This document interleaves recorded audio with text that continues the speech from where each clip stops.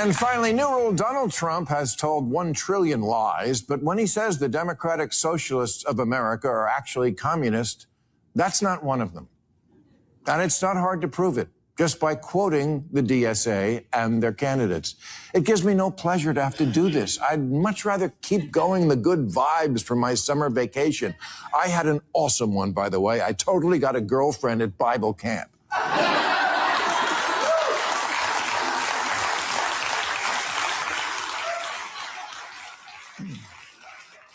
However, right before we left, Vice President J.D. Vance was on the show, and I told him that if the Democratic Party keeps going in the direction of the DSA, my vote was in play. And all I heard all vacation was, "Oh my God, you're a Republican now." No, that's not what I said. I said in play. Want to get it off your chest? You're in the right place. They accuse this show of being run by boobs. Well, let me tell you about us boobs. We're real and we're spectacular. Want politics and fun sprinkled with a lot of laughs? Heard in every state in the Union and 1,000 cities around the world. We just finished 17 years of broadcast excellence. Now in our 18th year, the Dave Weinbaum Show is streaming live all over the world.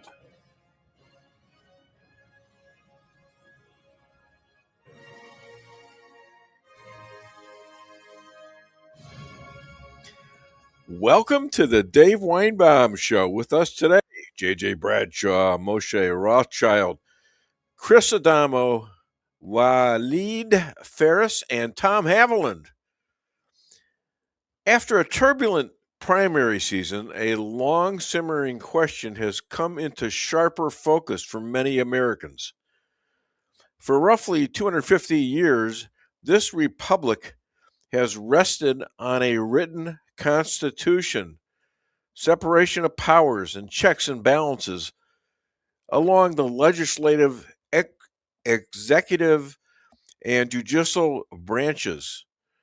Those structures were designed to protect ordered liberty and broadly shared prosperity.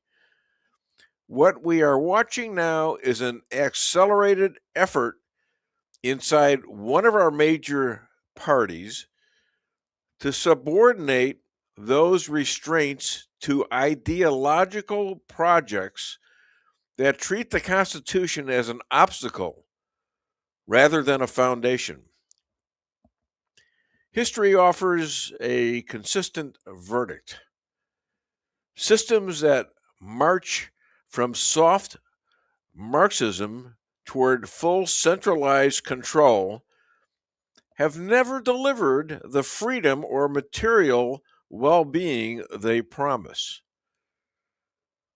They produce shortages, coercion, and elite privilege instead. Reasonable people of every background have seen this pattern fall and fail repeatedly. The question before us is whether that same failed model can still dominate the coming election.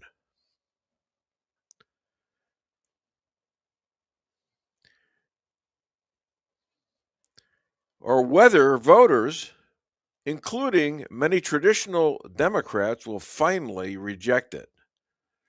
The pressure is visible inside the Democratic Party. John Fetterman has stated that he would leave the party if it formally becomes the anti-Israel party.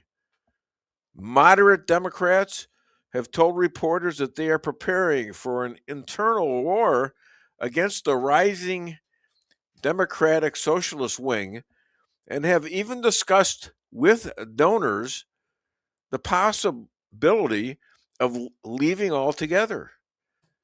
Longtime strategist James Carville has gone so far as to say some of these leftist candidates, quote, have no place in the Democratic Party, end quote. Centrist groups are organizing multi-million-dollar efforts to push back. Even loyal Democrats are openly weighing whether to stay, switch, or simply vote against the direction their party is taking. That internal revolt is one more signal that the American people are awakening to the stakes. The Constitution still stands.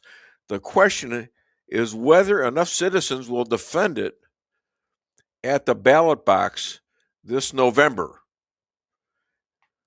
In conclusion, I'm going to say this loudly and clearly.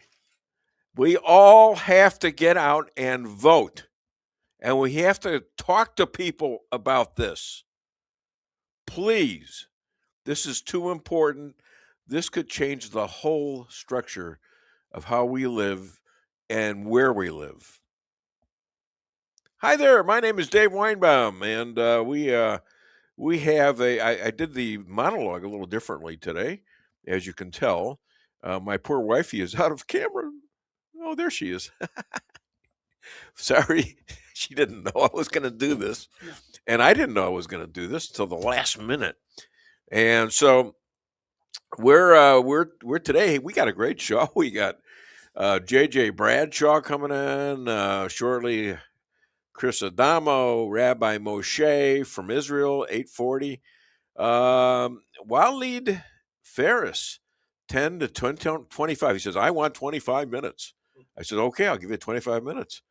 If it comes to 24 minutes or 26 minutes, I don't know. He might have throw a fit for all I know. And also, we have Tom Haviland, which is amazing because we're going to be talking a little bit about the Fauci situation. And, you know, we have an interesting story. I had a nice conversation with him, and we had a very interesting story about that. And last but not least, my lovely wife, Lisa, JP Maxwell, producer, and Rick Henderson. And you know who else I think watches the show? God. I think he does. Because I ask him to, and I try to get, I try to pray and ask him to help me help him. So if I can do that, I think I'm doing something. Look at it. Look at this nice guy looking at me. Oh, that's JJ. Ladies and gentlemen, we're in for a treat. Our first guest is out there. He's looking in, and he's on time. He is the constitutional specialist on this show. He's 250. Wait a minute, 258 years, or is it 7? You're telling the story, brother. Okay, I'll make you 300 years old pretty soon. I look pretty good for 300. Yeah, you look damn good for that matter. And he is a guy that hung out with all the constitutionalists out there when they were young men. Not many women then, but young men, and they were doing this Constitution thing. And boy, that turned out to be pretty darn good. And we got 250 years of it. Yeah, there's some problems with it, but okay. It beats killing each other over a king, at least once every other year. So please welcome, all the way from Rolla, Missouri, John Jeffrey Bradshaw. Good morning, Dave. Good morning. It's been a heck of a week, Dave. It seems like every week. You know, when I first started this, I said, how am I going to get all this stuff in a half-hour show? I mean, it started as a half-hour show. How am I going to get all this stuff in there? And now I'm replacing story after story after story, trying to get to the best one. Yes. I have the same problem here, and I only do 20 minutes on this show. But I juggle this stuff because, gosh, there's so much. It's just flooding. Stuff coming out of Washington, D.C. Gosh, if you publish this stuff as a novel, nobody would buy it because they wouldn't believe it. And here it is, reality. So I'm going to start with something both you and I don't like, and that is the Southern Poverty Law Center. Oh, yeah. Now, we've had a conversation about this in private once upon a time, a long time ago, that from the outset, this looked like a crooked enterprise. And it was founded so many years ago with the best of intentions and has been taken over by the criminal element and the socialist folks. So some prosecutor, and I don't know this fellow's name, but my hat is off to him, lifted up the skirt of the Southern Poverty Law Center and took a good look and said, whoa, wait a minute. There's some nasty stuff going on here. Yeah. And started to investigate. And boy, has that investigation come to a boil. There is a lady, the former intelligence chief of the Southern Poverty Law Center, named Heidi Beirich, B-E-I-R-I-C-H. You're going to see her name a lot here in the near future.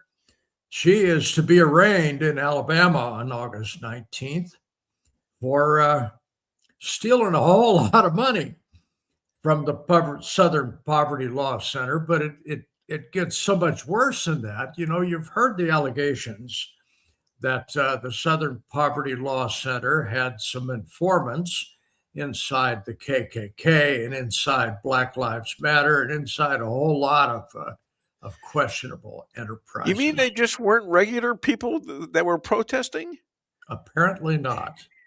It appears that Heidi and her minions have infiltrated these groups.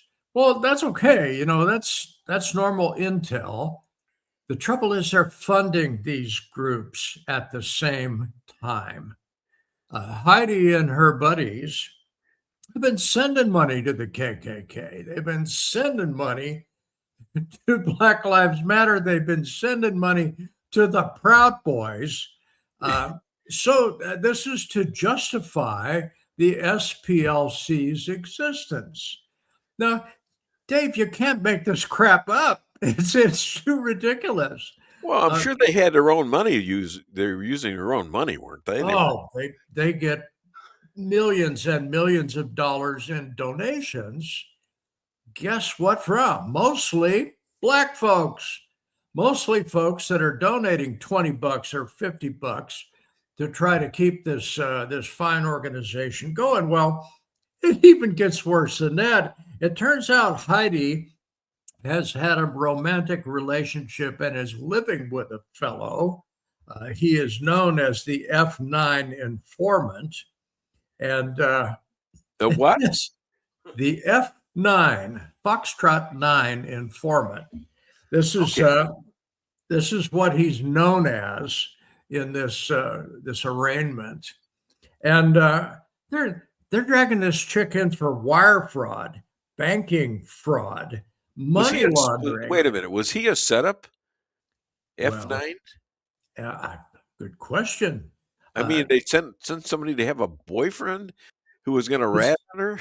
This is her boyfriend that's done all this stuff. And the informant apparently has knowledge of both of these. These folks are living together, for Pete's sake. Yeah. And he has infiltrated this group. So let me boil this down for your listeners.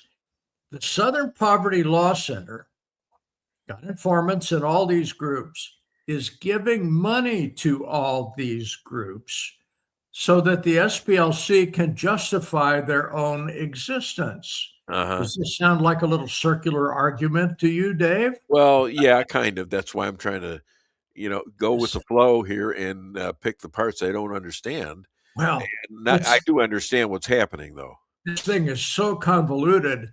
And apparently this has been going on for years and years and years. Yeah. The SPLC, who claims to be against the Proud Boys, to be against all these fascist organizations, apparently is funding them at the same time to justify their own existence.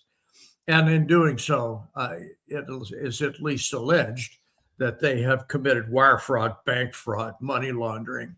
And it looks pretty grim for Heidi. I think Heidi better find herself a pretty good lawyer.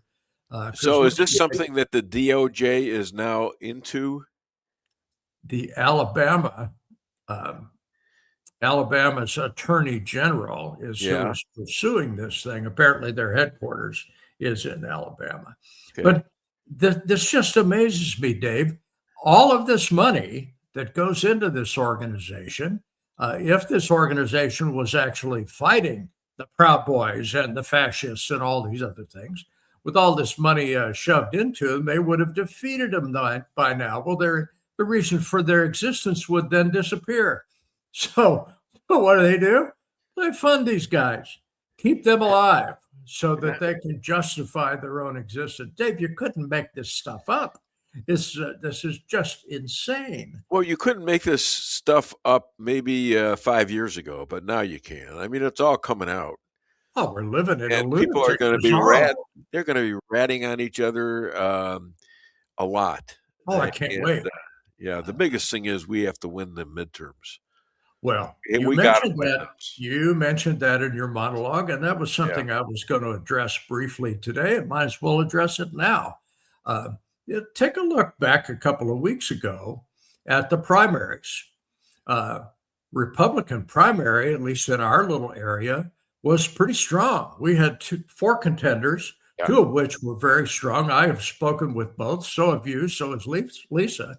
And either one of the leading contenders would have been fine for a senatorial candidate. So we did pretty well there. The turnout in Phelps County was excellent. I hope and that doesn't happen a lot out here, from what I gather. Okay, so people are getting you this, but it's not going to do you any good if you sit at home and don't vote. Well, we got to vote in the November election. How many times am I going to say that today? I'm going to say it a lot, probably. Well, because you're welcome to preach to me all you like. Well, but you're going to preach. You preach to other people, and my wife preaches to people, and JP does, and we have to have a concerted effort to get people out, because we're not going to win unless we vote. Well, we are the folks that are on your show and listen to your show regularly are proponents of a just United States. We are a largely conservative bunch. And we do. We're activists. Okay. I guess I can admit it. I'm a right-wing activist, and I do encourage people to get out to vote. One of the reasons that the primary was so well attended was amendments 4 and 5. That brought a lot of people out, but in the process brought out some pretty good candidates. Now, I don't know who won the Democrat primaries. I paid no attention to that. It's nobody that I care about. But I think going into the midterms, at least for Missouri state senators, we've got a couple of pretty good Republican candidates, one of which is going to win, a good. We need that. So, get out and vote. You betcha. You can count on me voting. Do you remember about a year ago, Dan Bongino, when he was working for the FBI, announced that there was a room discovered that had a bunch of burn bags in it. That had a whole bunch of documents. Talking about Dan Bongino, and you walk out of the room, I'm telling on you. That's his guy, is Dan Bongino. It's JP's guy. Go ahead. Well, walk out of the room. I can't understand that. He is a well-outspoken fellow. So they discovered this room, a bunch of burn bags in it that apparently were intended to be burned and never got burned.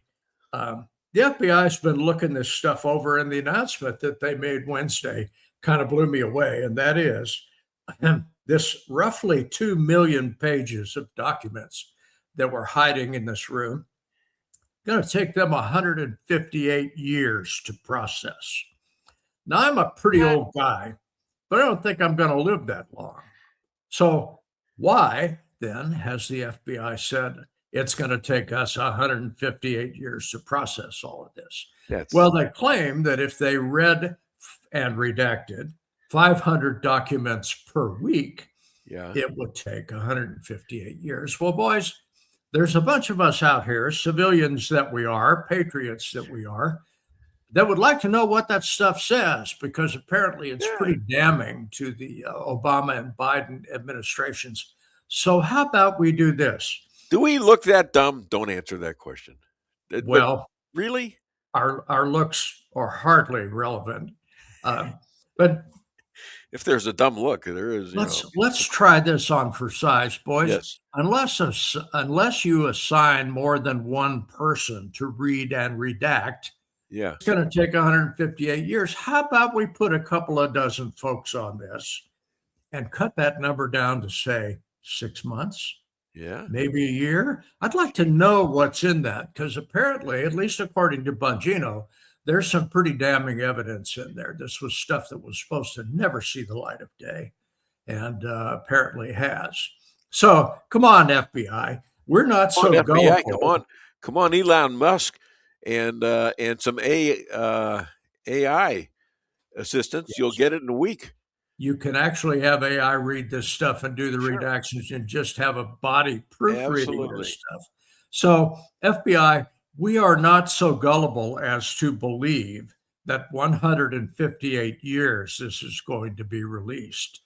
Time to light a fire under you folks and get this stuff as public knowledge as it ought to be.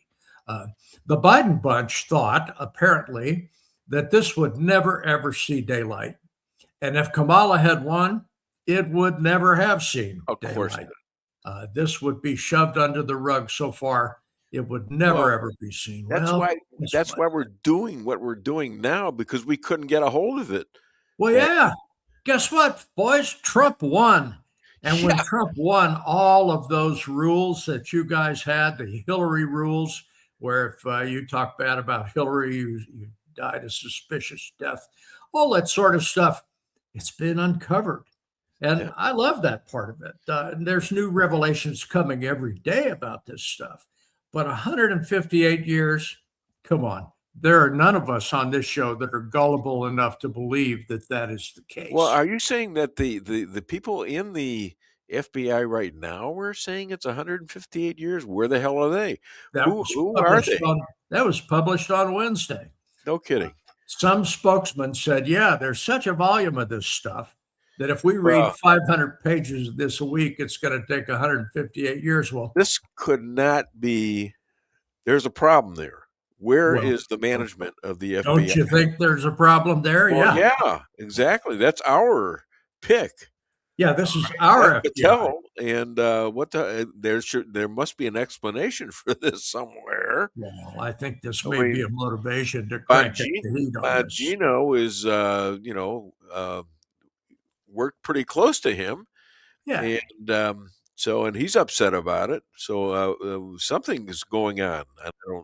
I don't know what it is. You could bet that I don't really. I can bet. You can bet 6 months from now we'll see all of this stuff, because now that it's become public knowledge that there's an issue there, they're going to fix it. This ain't the Biden FBI. I hope you're right.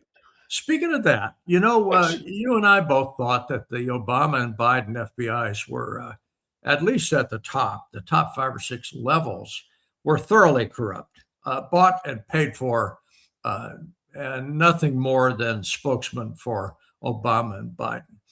Apparently, a few levels down in the FBI, though, they just published that within Biden's and Obama's FBI, there were about 40 informants that were keeping track of Obama and keeping track of Biden for about 15 years. Now, this little revelation kind of took me aback, because I was convinced that the top levels of the FBI during those regimes were absolutely corrupt, and I'm still convinced of that. Well, so am I. Well, but I'm willing to learn. I'm willing to learn. What blew me away was down several levels in this thing, there were actually patriots that were informants, were keeping track. Now, who were they keeping the informants? Wait a minute. Wait. Yeah, who are they informing? The FBI, a certain amount of people on the FBI during Obama and Biden. For about 15 years were informants. Keeping track of them. Was that on order of the current FBI at that time? I don't know. That's the whole point of my mentioning this. Darn it, I want you to know. Well, I wish I did know. And sometime these revelations damn interesting. when I read this, the first thing I said was, okay, who are they informing to? Who is listening to this stuff? So you got 40 informants that have been informing on the Bidens and the Obamas, and I'm sure the Harrises of this world. Who are they snitching to? And there was no answer published there. Big question mark in my brain. Okay, who you telling us? You know what? I think you're wanting me to ask you to come back next week and explain it. That's what you're doing. This is but all you won't be here. You want to be here. That's you all. Won't be here. So who am I going to? I don't know yet. I might have to be here. If it's some guest host, somebody you drag on in. Well, I'm going to look into this, but so far, you don't think a guy like Bill Hardwick can do the job? Oh, they do a fine job. I got no gripe about them. Mayhew, and Yeah, actually, I thought JP did an outstanding job for that first hour last week. He did a great job. I have no complaint. Why, he's the producer. Well, yeah. Okay. So I'm going to keep looking, but the big question mark that popped into my brain was, well, okay, who are these guys snitching to? Yeah. Trump wasn't in power then. Do we have some shadow government that is receiving all of this information? I don't know. They published this, and the big question mark popped in my head. Okay, who you talking to about this? Well, we got to ask that. We got to keep asking that question. And absolutely, I'd be fascinated to see that. Hey, if you're going to have Bill Hardwick back, now that he is not politicking for the primary, so you're going to be politicking for the general election? Yeah, well, I would think so.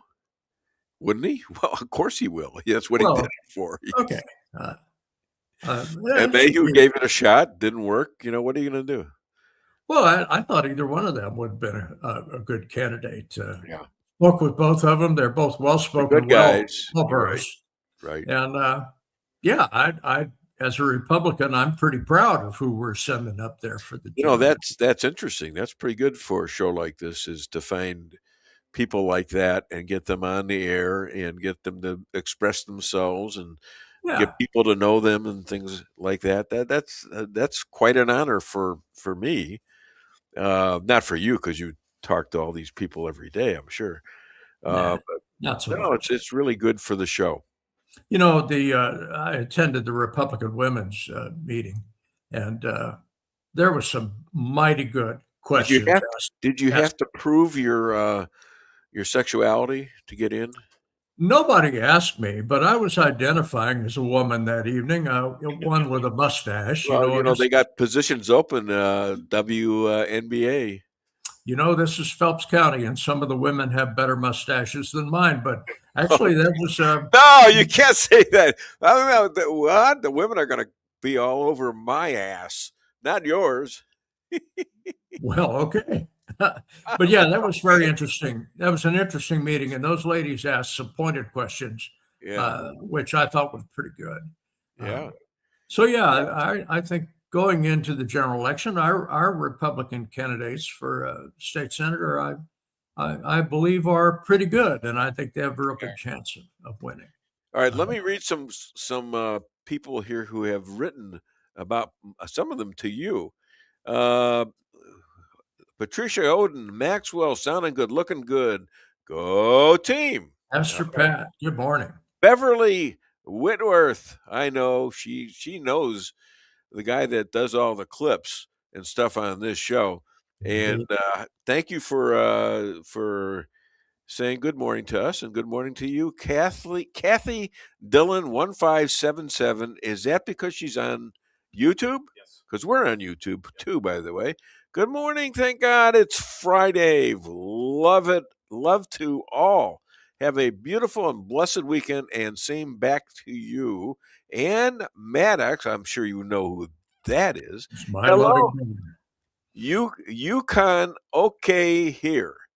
Good morning, Ann. And that's Oklahoma, right? Not in Russia. And Ray Maddox, good morning from Oklahoma. Well, thank you guys for listening. Yeah.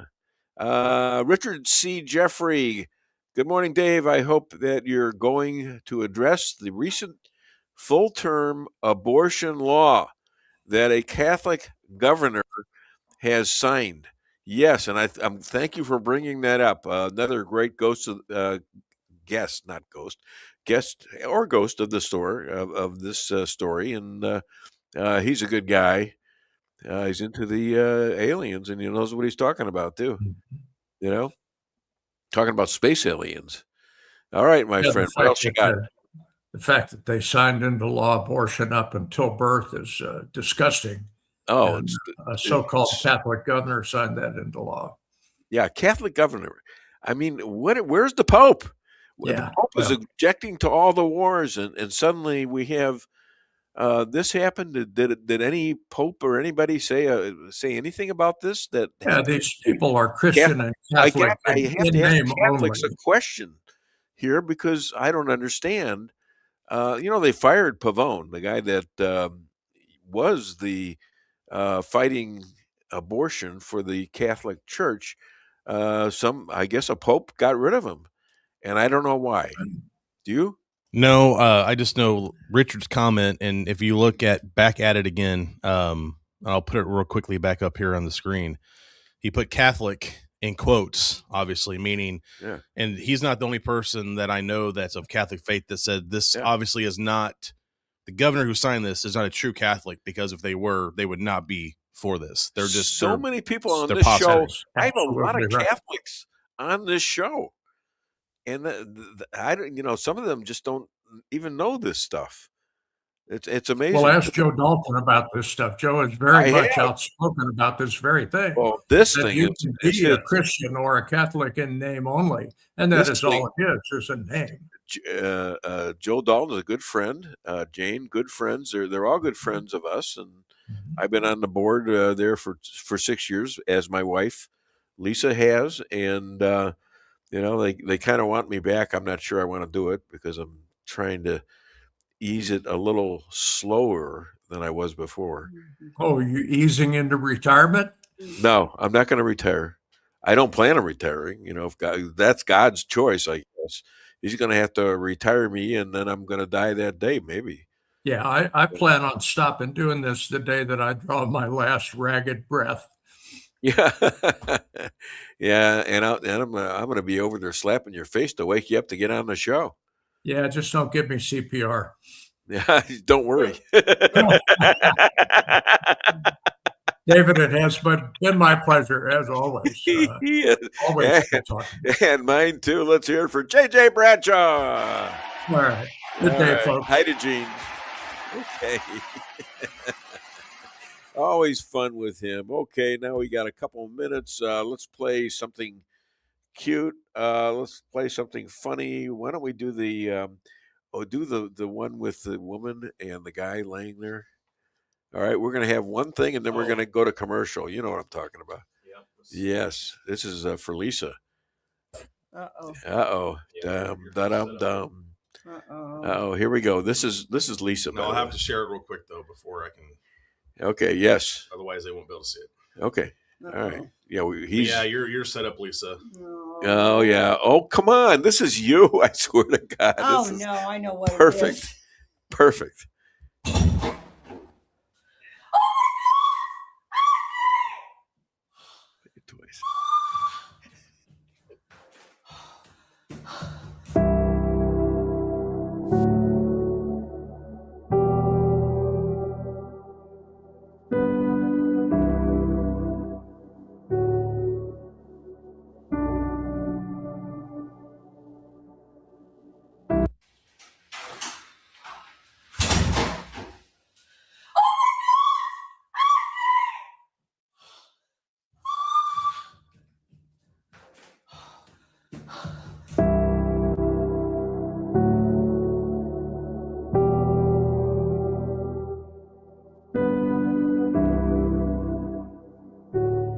She gets every drop too, and then she's fine with herself.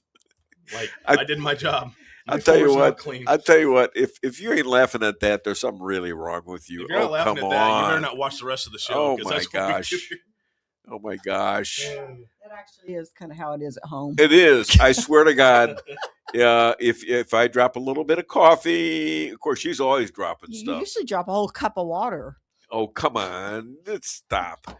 Don't go down that road, because I've been documenting all the times you drop your cups and drop your phone. I just spill coffee a lot. Okay, well. And I guess on that note, we'll go to commercial break. Let's go to commercial, because we're starting to get into it right now. Come on, that's wrong. Honey, what are you doing? What does it look like I'm doing? It looks like you're filling up a swimming pool. Yep, I'm filling up a swimming pool. In our living room? How else am I going to watch the game and stay cool? If your AC is on the fritz, call Hartley's Climate Control. Hartley's is the area's best in HVAC repairs, installs, and maintenance. Knowledgeable, honest, and dependable. Serving Rolla and the surrounding areas for commercial or residential needs. Hartley's Climate Control. Community born, community raised, community serving. Call Hartley's Climate Control today at 573-368-3163.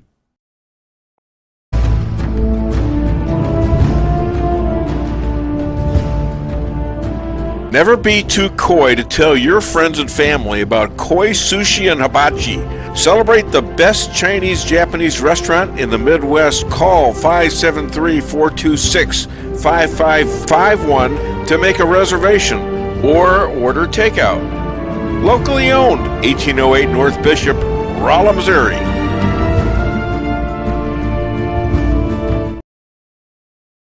We can sum up McDonald's new crispy chicken sandwich in one word.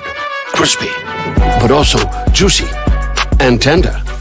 Okay, it's crispy, juicy, tender. All one word. But then, also pickle. Oh, and potato bun, which is two words.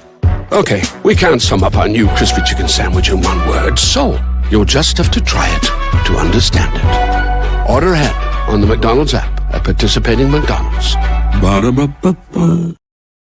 Merrill's Quarry and Asphalt, 40 years serving cities, counties, and everyday businesses with driveways for people who live and work in our little piece of heaven right smack dab in the middle of America. Call 573-578-9101 for your free estimate of rocking, rolling, paving, driveways, sealing, and striping too. That's 573-578-9101 for your free estimate. Your home is your castle, you don't need unwanted hassle. Don't let those creatures move in to stay. Let us protect your investments, that's what we're all about. Plank Termite and Pest Control will save the day. Plank is locally owned and family operated right here in Rolla, a Google preferred business. Our customer service and your satisfaction is our number one goal. So call Plank today at 368-3333. Plank Termite and Pest Control will save the day. At your locally owned Price Chopper, our standards are high because we know yours are. See for yourself what an incredible fresh selection of grocery items we have in store. Talk to our expert meat associates about what you're looking for. They're happy to meet any special requests like custom cuts, or see our expert produce associates on how to pick out the best fruits and vegetables. Quality in the deli means fresh, full flavor, and always delicious. If you're craving fresh baked goodness, we have that too. You can expect the best selection and the best value while interacting with our friendly and knowledgeable employees. You can find what you're looking for fast and easily at the best prices at Price Chopper. Fresh savings every day.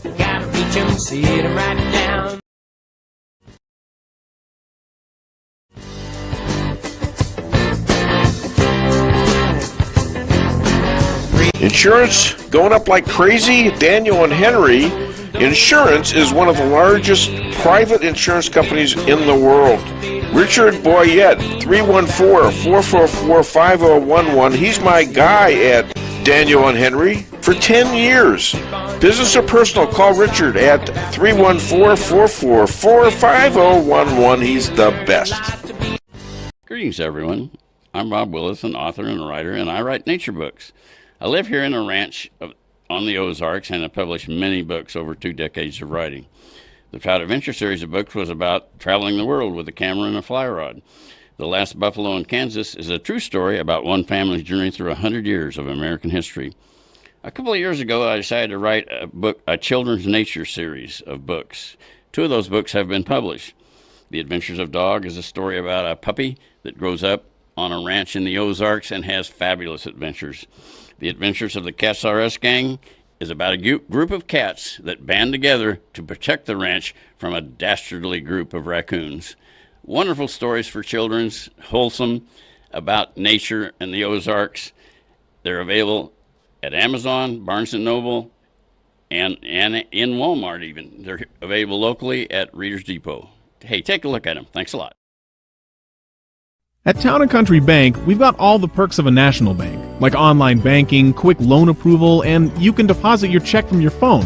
But that's not why our customers love us. They love us because we still offer hometown customer service. Stop by one of our 2 Rolla locations and let our friendly team remind you how special hometown banking can be. We're locally owned and will take the time to understand your needs. Smart, friendly solutions. Town & Country Bank. Member FDIC. Equal housing lender.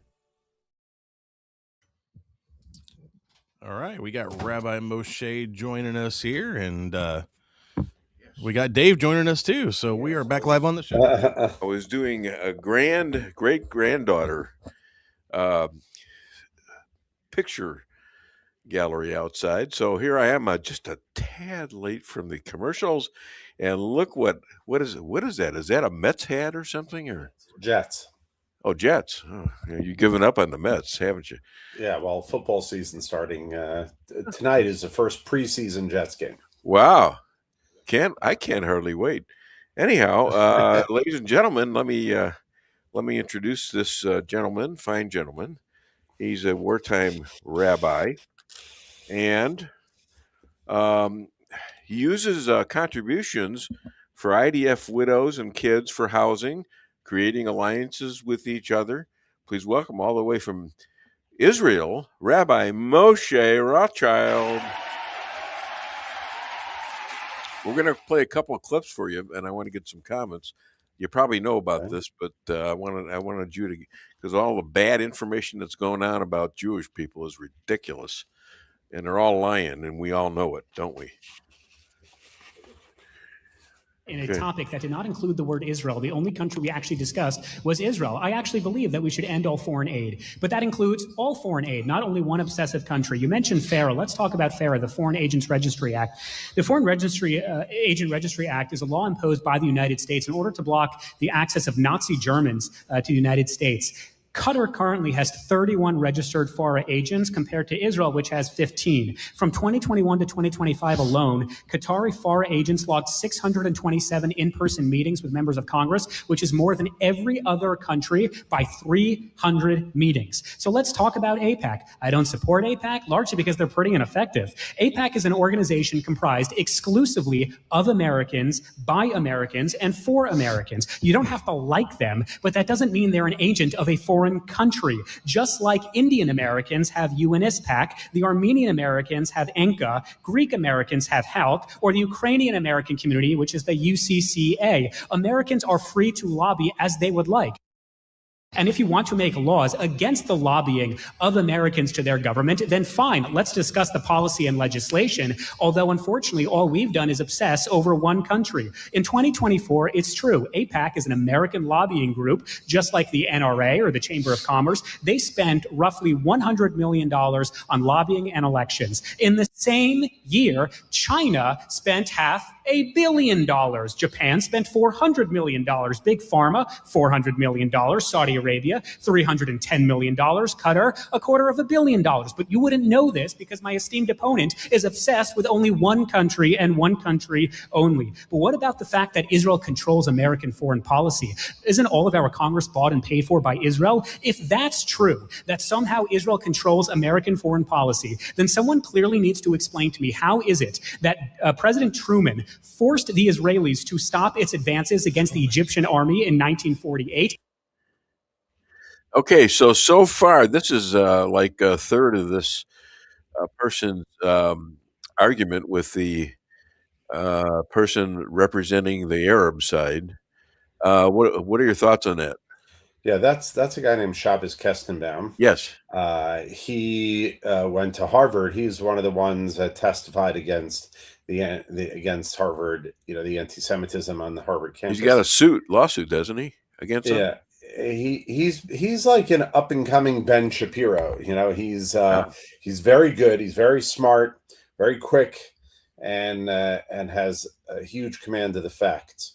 And he's 100% right. I mean, here what he's talking about is this attack on AIPAC, which is an American Israeli alliance group that believes that there should be a strong alliance between America and Israel.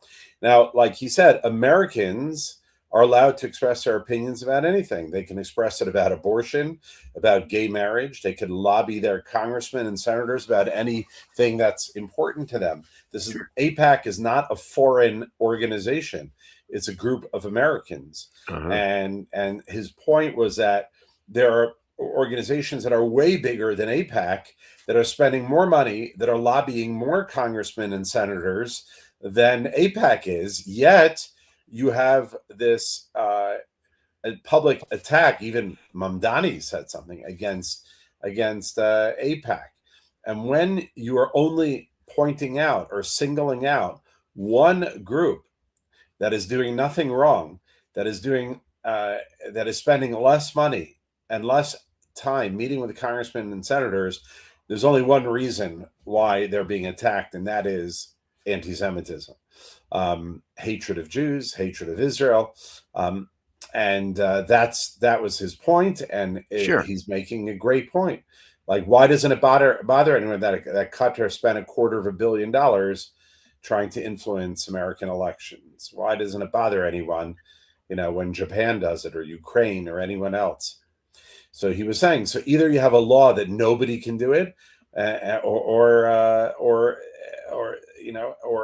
if everyone can do it, then stop whining, because it's American law.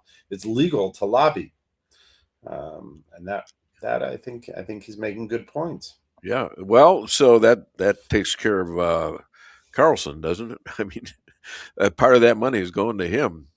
Yeah, look.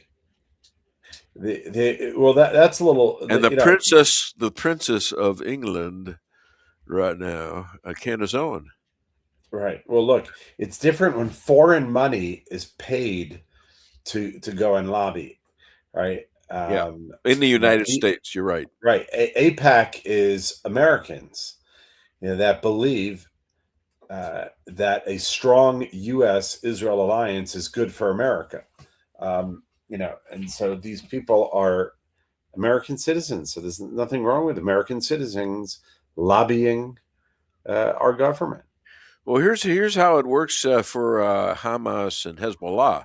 Hamas is trying to get $400 million to rebuild weapons, tunnels, etc. And some people want to give it to them, like the UN possibly, and other countries. And have they just now given their last weapon up, or what? I don't know what the deal is. No, Hamas, of course, haven't given up their weapens. Just killed the guy. They knew had a lot to do with 10/7/23. So they just killed the guy that was out there killing and raping and beheading babies. Yeah.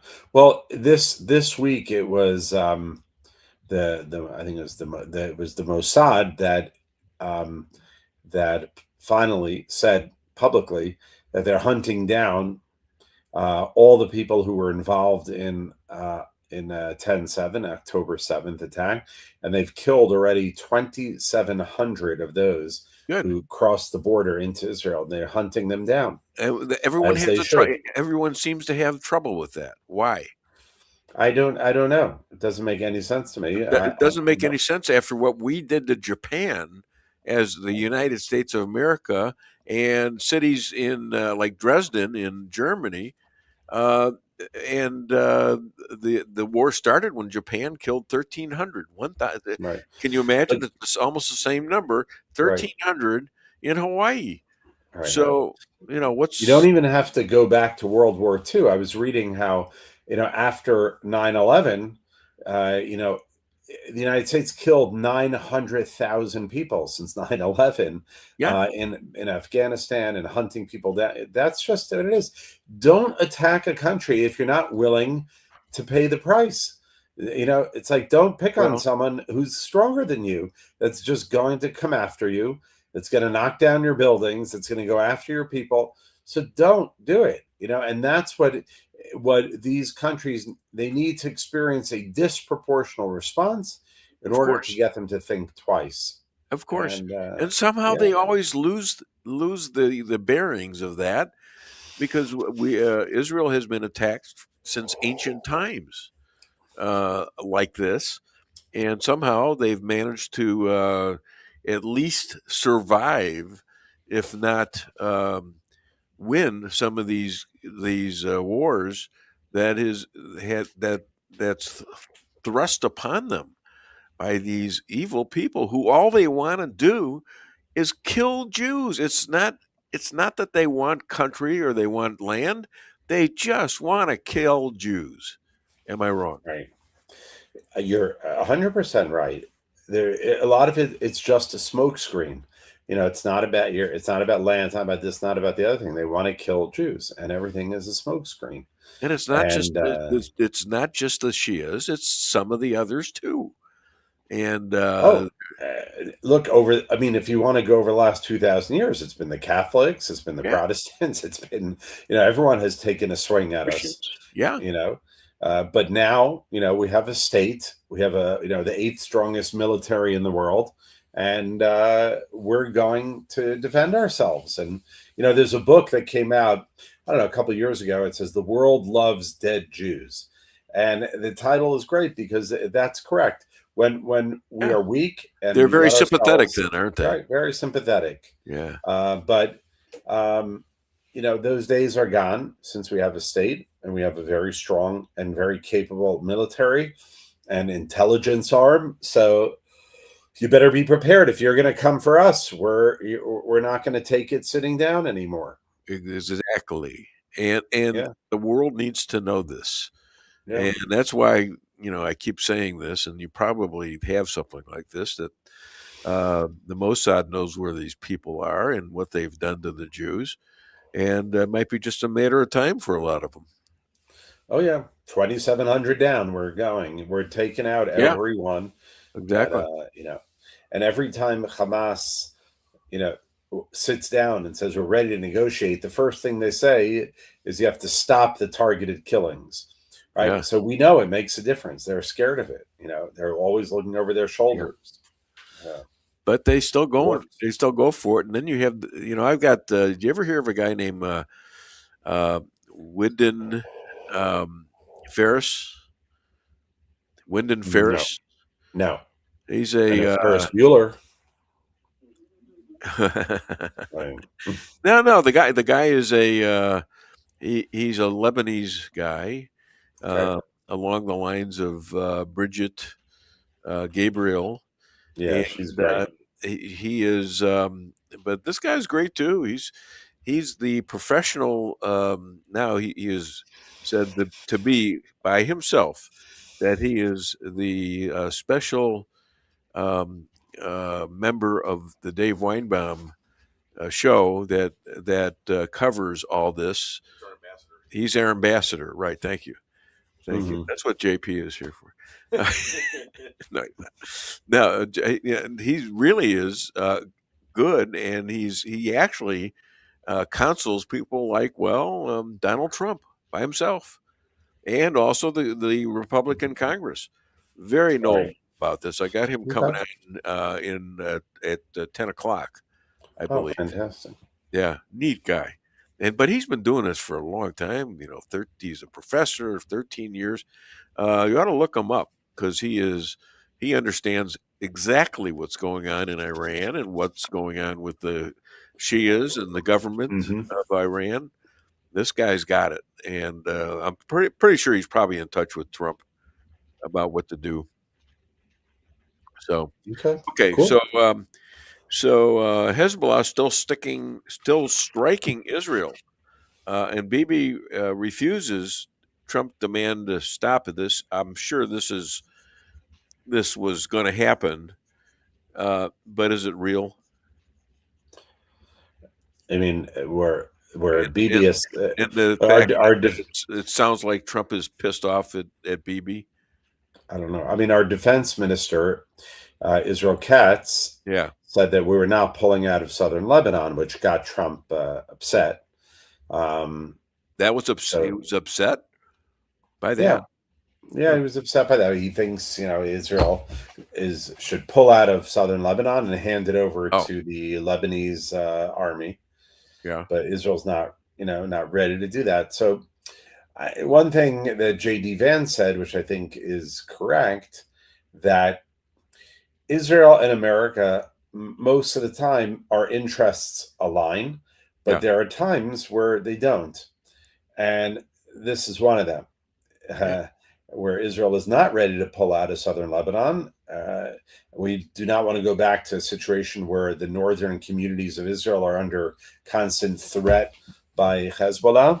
And Israel does want to pull out of southern Lebanon, but only wants to do it when they feel it is the time is right, where it's going to be safe. If it's not going to be safe, then not ready to pull out.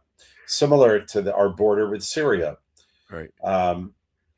We now control 100% of the Hermon Mountains, which are the largest mountain range in northern Israel. Before October 7th, we only controlled 10%, but Israel took the other 90% from Syria to create a buffer zone. And so was this a friendly deal with the guy who's running Syria now, who is Giuliani, I think is his name. At one point, this guy was a crazed he was Al Qaeda terrorist. Yeah, Al Qaeda terrorist, and now seemingly he has recovered or something. He went to AA, for terrorists. AA for terrorists, and he went through the 12-step plan, and he's no longer a terrorist. I see. And also now Bibi has something to do with the fact that that Trump has had to dump his plane twice. Of course, one of it was to the eatery truck, so he might have needed a Big Mac or something. Got a few snacks on the way. And then came back and went to the plane when he got there on another plane. Right. But what's going on with that?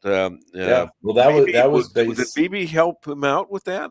Yeah, that was Israeli intelligence that told Trump that his plane is under threat, and they had an imposter go on Air Force One and moved Trump to another plane via the food truck at the airport. Yeah. And that was based on Israeli intelligence. Unless, of course, maybe Bibi made a bet with his wife. I bet I can get Donald Trump in the food truck. I don't think it would take that much to think not to get in the food truck. Well, he did in his campaign. He worked at McDonald's. I wonder if they billed him on what he ate and stuff.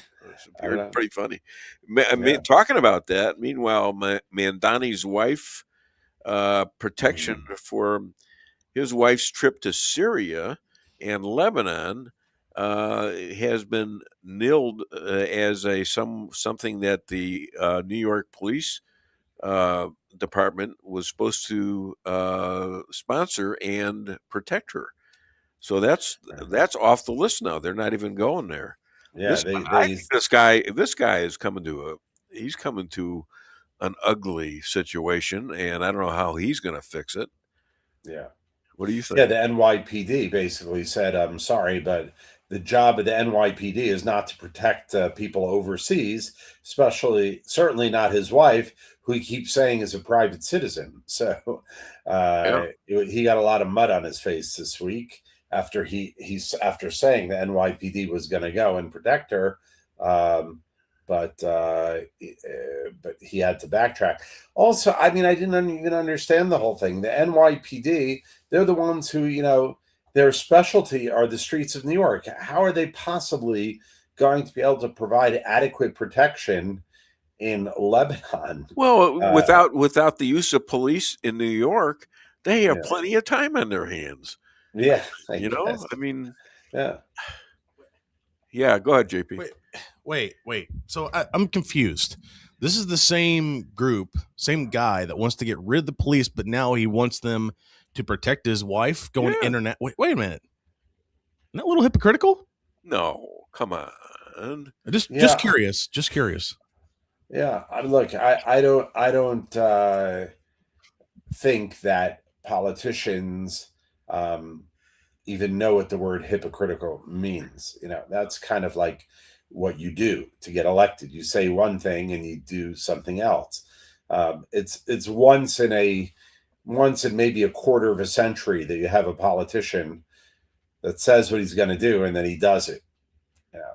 So anyways, we're gonna hear a lot about Iran and talking about what they did in Iran. I saw actual movies of the people being slaughtered in the streets, where they would get all these people that were protesting, and they would actually move them into contained places where they couldn't get out, and shoot them all just in cold blood. Shoot them, watch them shoot, and about 50 to 60,000 of them. I mean, incredible. This is just taking about a couple of weeks. What is the idea behind stopping this with Israel and the United States? I'm sure it's been talked about because they're Persians, 80% Persians, who actually like Jews, and they like Bibi, and they like Trump, and they're getting dominated by these 20% Shias. So what are we going to do about that? What is the short answer is nothing. Unfortunately, that window seems to have closed, and the regime is too strong, and they were left in place. And I think when Donald Trump ordered that huge attack and then he backed down from that, that is that's it. The window was closed. And I think right now the regime is more firmly in place than they ever were, and it's going to remain that for the foreseeable future. That is a huge defeat for Donald Trump. I can't see him standing for that. I just fail to believe that he doesn't have something up his sleeve. I guess we'll see, but J.D. Vance, I think it was yesterday, who came out and he said, look, our two goals are to stabilize oil prices and to keep the Straits of Hormuz open. The idea of regime change, protecting the people of Iran, that seems to be off the table. It looks like it will take a lot more than the United States is willing to commit. There's another piece of water just south of Yemen, and I forget what they call it. I forget what Navan or something like that. Okay. And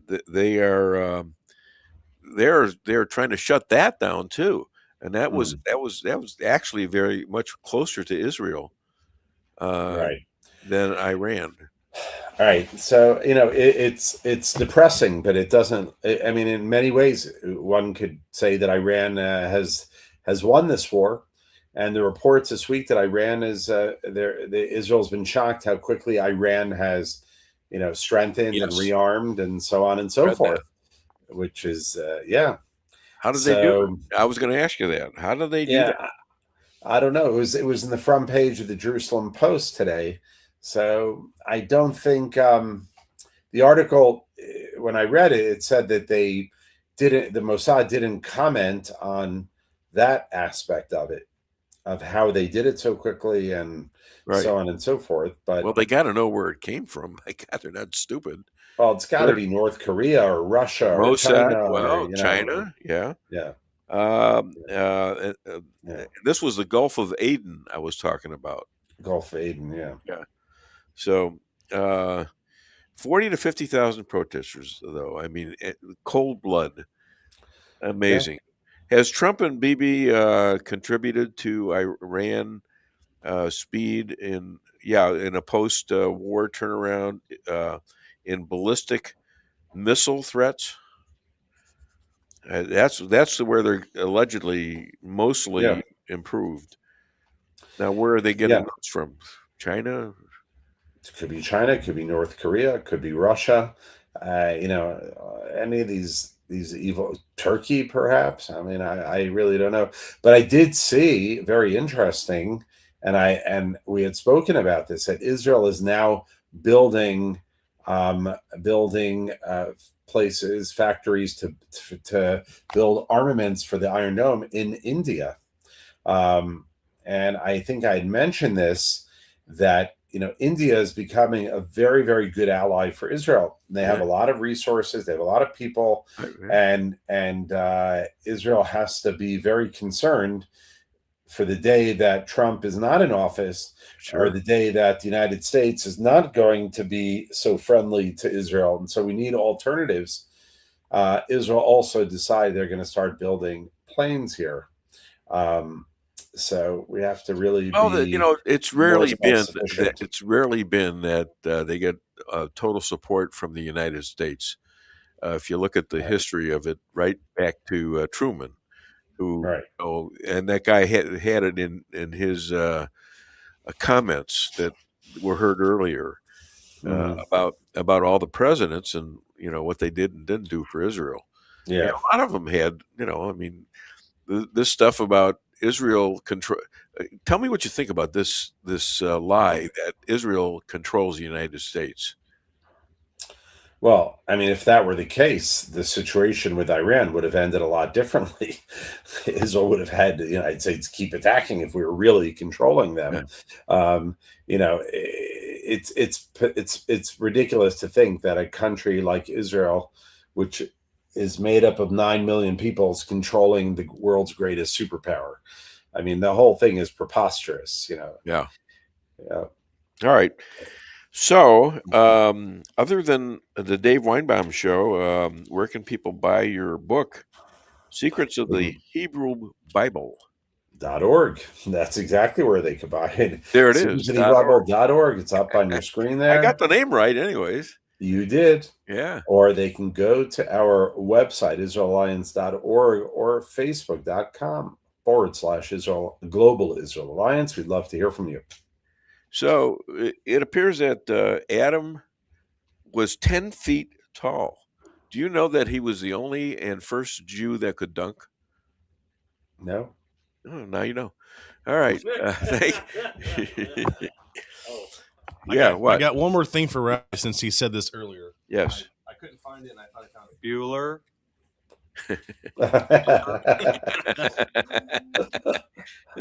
Who asked you? Okay, now what do you know about funny? Come on, get with the know from funny, you bastard. Not you, him. Okay, Shabbat Shalom. All right, Shabbat Shalom. Take care, guys. Okay, Bye-bye. thanks. Bye-bye. All right, bye-bye. And 20 minutes, we've got, let's see, Adamo, and then we have Theron. Stan Hines, hope you both stick around a while. We would miss you. What are you talking about? Oh, guys. Oh, me and JJ. You and JJ earlier, yeah. Oh, he was the producer for a while. Yeah. Good guy. Kathy Sanford, Dylan, good morning and happy Friday.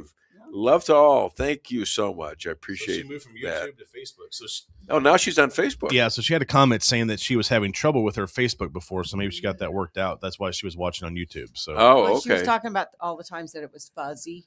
When we fuzzy. And I had to that wasn't happening on YouTube. Am I fuzzy right now? Interesting. Did I not shave close enough? We had a couple weeks ago where it was my beautiful our wife. internet signal. She's wearing what is that? A tiara? I mean, what do you call that? A headband. A headband? It's gold. Yes. Well, no wonder I'm having trouble raising money. She's got gold stuff in her hair. Oh my God. It's a nightmare. Sure, it was a whole $10, dear. Yeah, well, sure, yeah. But boom. Okay, there's. Let's see what I want to do next here. Let's see. Okay, we got Lisa on the job, and the next one is Sophia's reason for the foul. Now, this one is important. This has to do with the WNBA, where now you've got men, fully grown men of the NBA, feeling their record, feeling that at this point in their career that they feel feminine, and they want to play in the WNBA. That's the women's league, right? Yeah. So this is important that you watch this. Okay. Video that we have been given from a source that was not released to most of the public in terms of what really triggered Dejanay Carrington and why she went after Sophie Cunningham.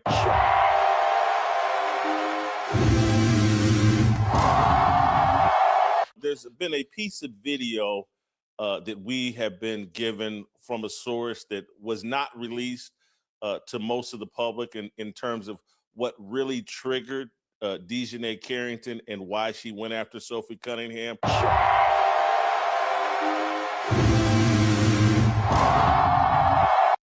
Okay, play 2 and 3, and then we'll come back and we'll get ready for Chris Adamo. Because not a week goes by where I don't read about some newly chosen, exciting new face in the Democratic Party. And then when that face opens its mouth, the Communist Manifesto or some other crazy shit comes out. Again, let's just read the quotes. The DSA platform says you work as much as you are able and no more than needed. If that was any closer to Karl Marx's dictum from each according to his abilities to each according to his needs, they'd be sued for plagiarism.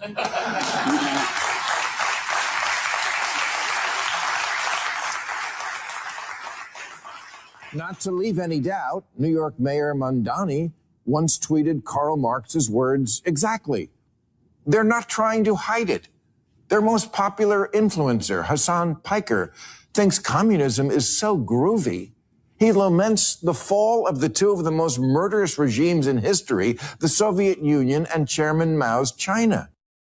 Mondani's aide, his top aide, Sia Weaver, said, if you don't believe in the government's sacred right to seize property, it's over, and impoverish the white middle class. What? That's a goal? You know you're supposed to scare people into voting for you, right? One of the new soon-to-be Democratic congresspeople, Darlisia Chevalier, supports seizing all properties from landlords and said, seize the means of production. Mondani has said the end goal is seizing the means of production. I think they want to seize the means of production. Now, maybe you missed that in school or missed school altogether, but that's communism. That's communism, which we tried, and it doesn't work. With warmer temperatures right around the corner and allergies ramping up, now's the time to get those AC units serviced. At Hartley's, we pride ourselves in offering outstanding service with fast response times. With proper maintenance, you can make those hot days be a lot cooler and remove those pesky allergens that always seem to find their way into your home. Call us today so you can be living a much cooler and healthier life. Hartley's, community born, community raised, community serving. Call Hartley's Climate Control today at 573-368-3163.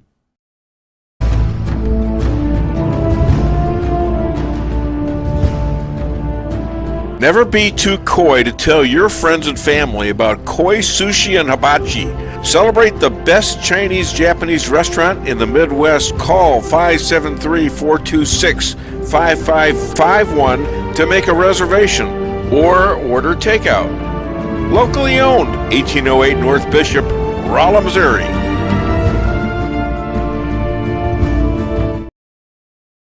We can sum up McDonald's new crispy chicken sandwich in one word. Crispy. But also juicy and tender. Okay, it's crispy, juicy, tender. All one word? But then, also pickle. Oh, and potato bun, which is 2 words. Okay, we can't sum up our new crispy chicken sandwich in 1 word, so you'll just have to try it to understand it. Order ahead on the McDonald's app at participating McDonald's. Ba-da-ba-ba-ba.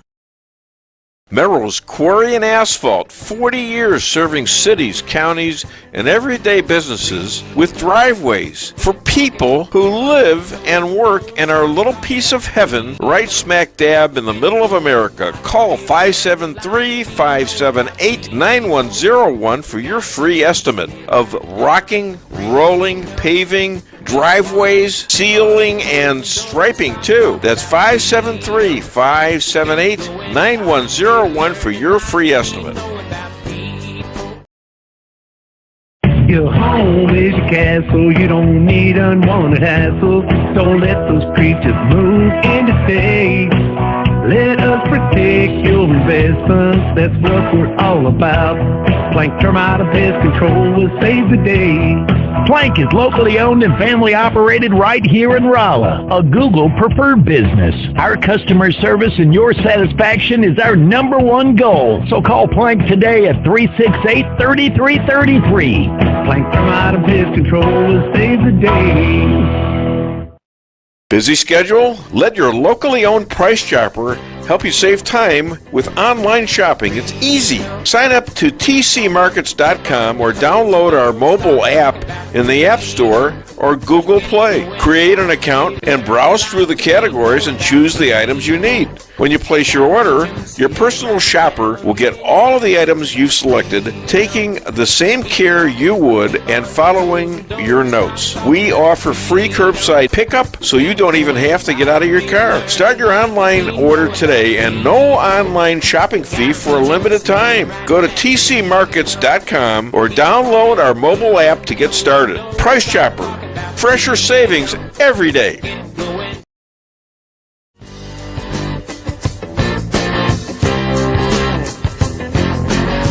Insurance going up like crazy? Daniel and Henry Insurance is one of the largest private insurance companies in the world.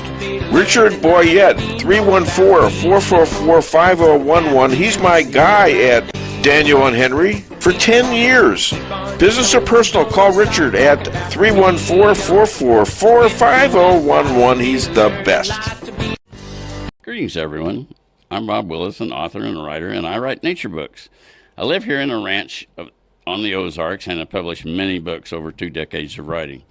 The Trout Adventure series of books was about traveling the world with a camera and a fly rod. The Last Buffalo in Kansas is a true story about one family's journey through 100 years of American history. A couple of years ago, I decided to write a children's nature series of books. 2 of those books have been published. The Adventures of Dog is a story about a puppy that grows up on a ranch in the Ozarks and has fabulous adventures. The Adventures of the Cats R Us Gang is about a group of cats that band together to protect the ranch from a dastardly group of raccoons. Wonderful stories for children, wholesome, about nature and the Ozarks. They're available at Amazon, Barnes & Noble, and in Walmart even. They're available locally at Reader's Depot. Hey, take a look at them. Thanks a lot. At Town & Country Bank, we are committed to providing exceptional service to our customers. We do more than just provide loans for our community. We help make dreams become reality. Whether it's a new home, farm, business, or a new car, we would love the opportunity to help. Stop by one of our 2 Rolla locations and let our friendly lending team remind you how special hometown banking can be. Smart, friendly solutions. Town & Country Bank. Member FDIC. Equal housing lender. Who freed the slaves? Republicans, Lincoln, Democrats were the racist party back then. But then JFK got elected and it switched. The DSA itself has switched, even 5 years ago. It shunned communists. That changed. Things change. Now the coalition within the DSA, called the Marxist Unity Group, is in ascendance. And I must take them at their word when their words include, our commitment is to the long-term struggle for a fully liberated, classless society, in a word, communism. What do they have to do? Tweet out, elect more communists? Oh, yeah, Sia Weaver did that. Yes. Good, I'm glad you're shocked. Yes, my vote is in play. I'm not voting for anyone who thinks the wrong side won the Cold War or cheers for the Intifada like it's the World Cup. It's so ironic from the people who obsess about colonization. You know what's being colonized now? The Democratic Party.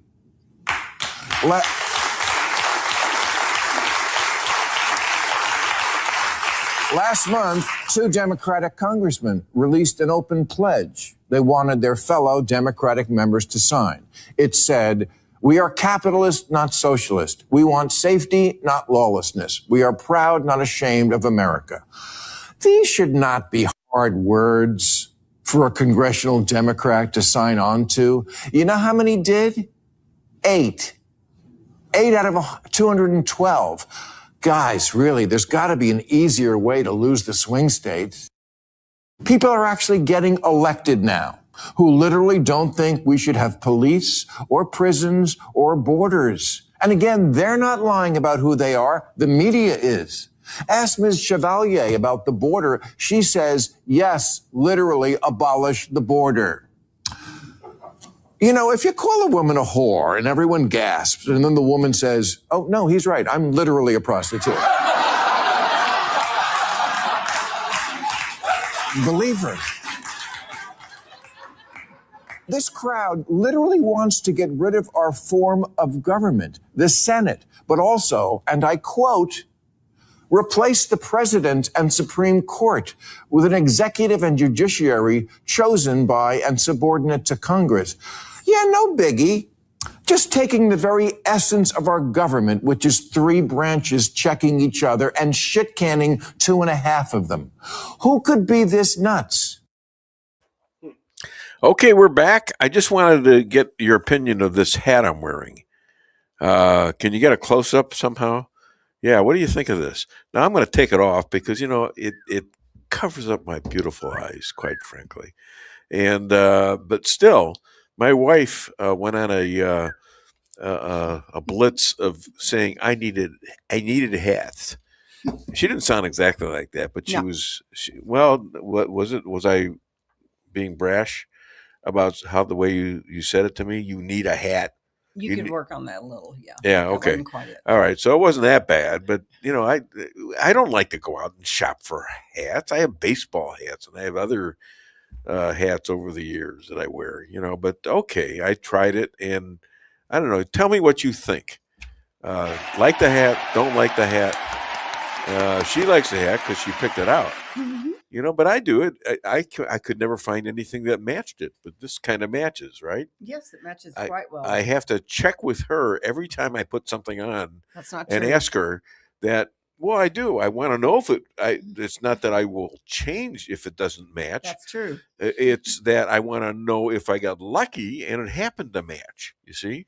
You got lucky today. Okay. Well, I got lucky when I married you, honey. Oh, that was good.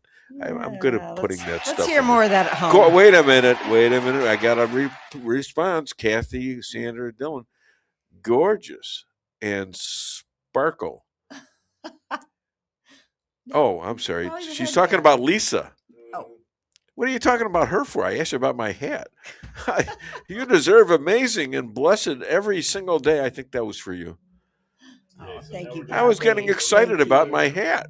Huh? All right. Are we? Okay. Hey, Shannon Reed, I like the hat. Looks like you're ready for a day of golf. Yeah, you know, golfers used to wear these kind of hats in the old days. Patricia Odin Maxwell. I like the hat, Dave. I'm a hit. I'm a hit right here. See? No, don't. Okay. No, I didn't say hit. I didn't say hit me here. Apparently you did need more hats. So yeah. Stop it. Ow. Oh, ow. You cut me with your nails. Oh, stop it. All right. I'm pulling this damn thing off. It's getting on my head and my neck and all that stuff. So, and now I got to rearrange my ears on there. All right. Well, coming up next, you know, we've got Chris Adamo coming, but let's see what else is happening around. Talking about the bombing, huh? I got another comment. Oh, I got another one. Love it. Oh, again, Kathy Sanford, who had me going the other way. She says she loves it. Are you part of the Shelby clan on Facebook? Tough guy. Okay, so who is Shelby now? I don't know. Is he a ring fighter, like one of these cage fighters? I watch a lot. Maybe she of can these comment and tell us, because that one's above me too. I'm not. Do you watch the fighters? No. Why? I think it's boring. Really? Yeah. I really don't. I like it. I think half of it's fake anyway. So. Oh, I don't think so. There's a lot of blood going on. I really don't. I don't doubt they actually make contact, but I think they have it fixed about who actually wins. So. Oh, need one in black or gray too? Well, I've got one in black, right? Yeah. Yes, you do. Yeah, I got one in black, and I got one in blue and red. Yes. Right. Yes. Did I get them all? Yes. Yeah. And this is all we got in Vegas. It's all we did in Vegas. We didn't. You know what? Neither one of us gambled. We figured we gambled enough when we got married. I didn't tell you, but I went down to the slot machine while you were busy. The slot machine? Slot machine. Oh, slot machine. I'm sorry. I misheard that. I spent $17. I lost $17. Okay, you're paying it back, damn it, and with interest. All right. How and dare then I you? was done. Yeah. How do you go to Vegas and not gamble? I find it so boring. Because and also you're going to lose. I got a lot of money in the stock market. If I'm going to lose it, let me lose it there, right?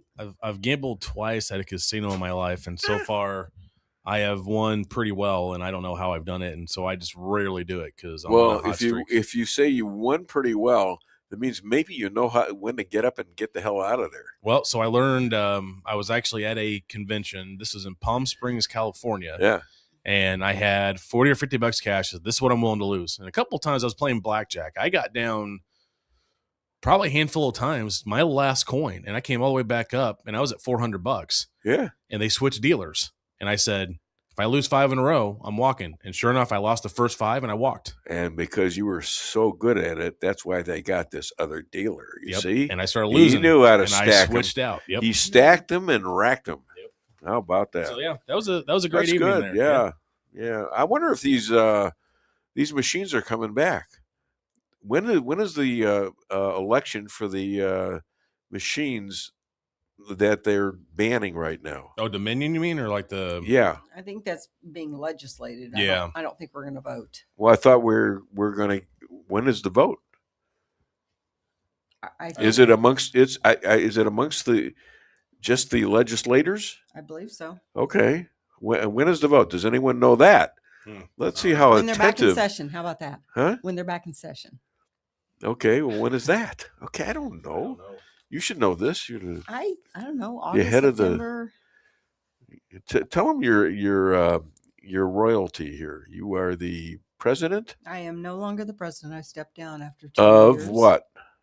Merrimack Republican Women. Yeah. who Okay. JJ has frequented. All right. Yeah, and I have a question here. Everybody's saying that here in September we're going to fall back, but I thought I heard a rumor they were passing legislation where daylight savings time is now like it's going to just be permanent and we don't fall back.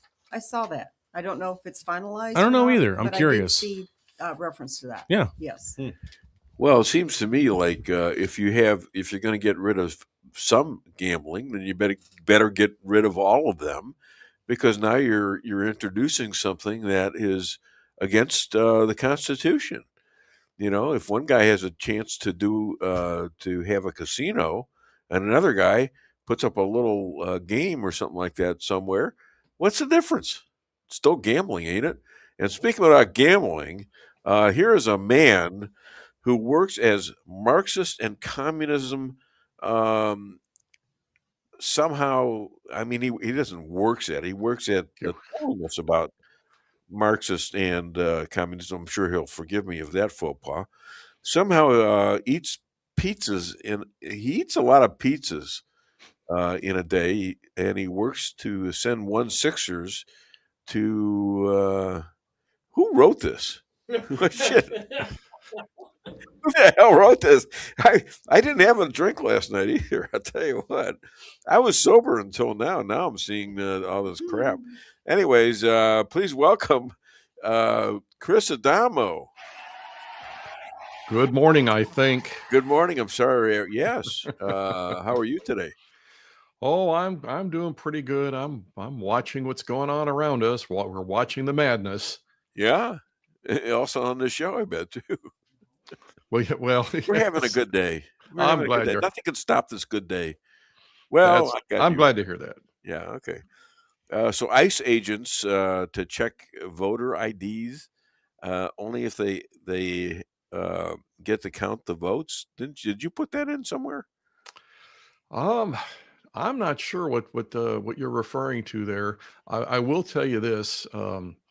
The behavior during the elections has been pretty obvious.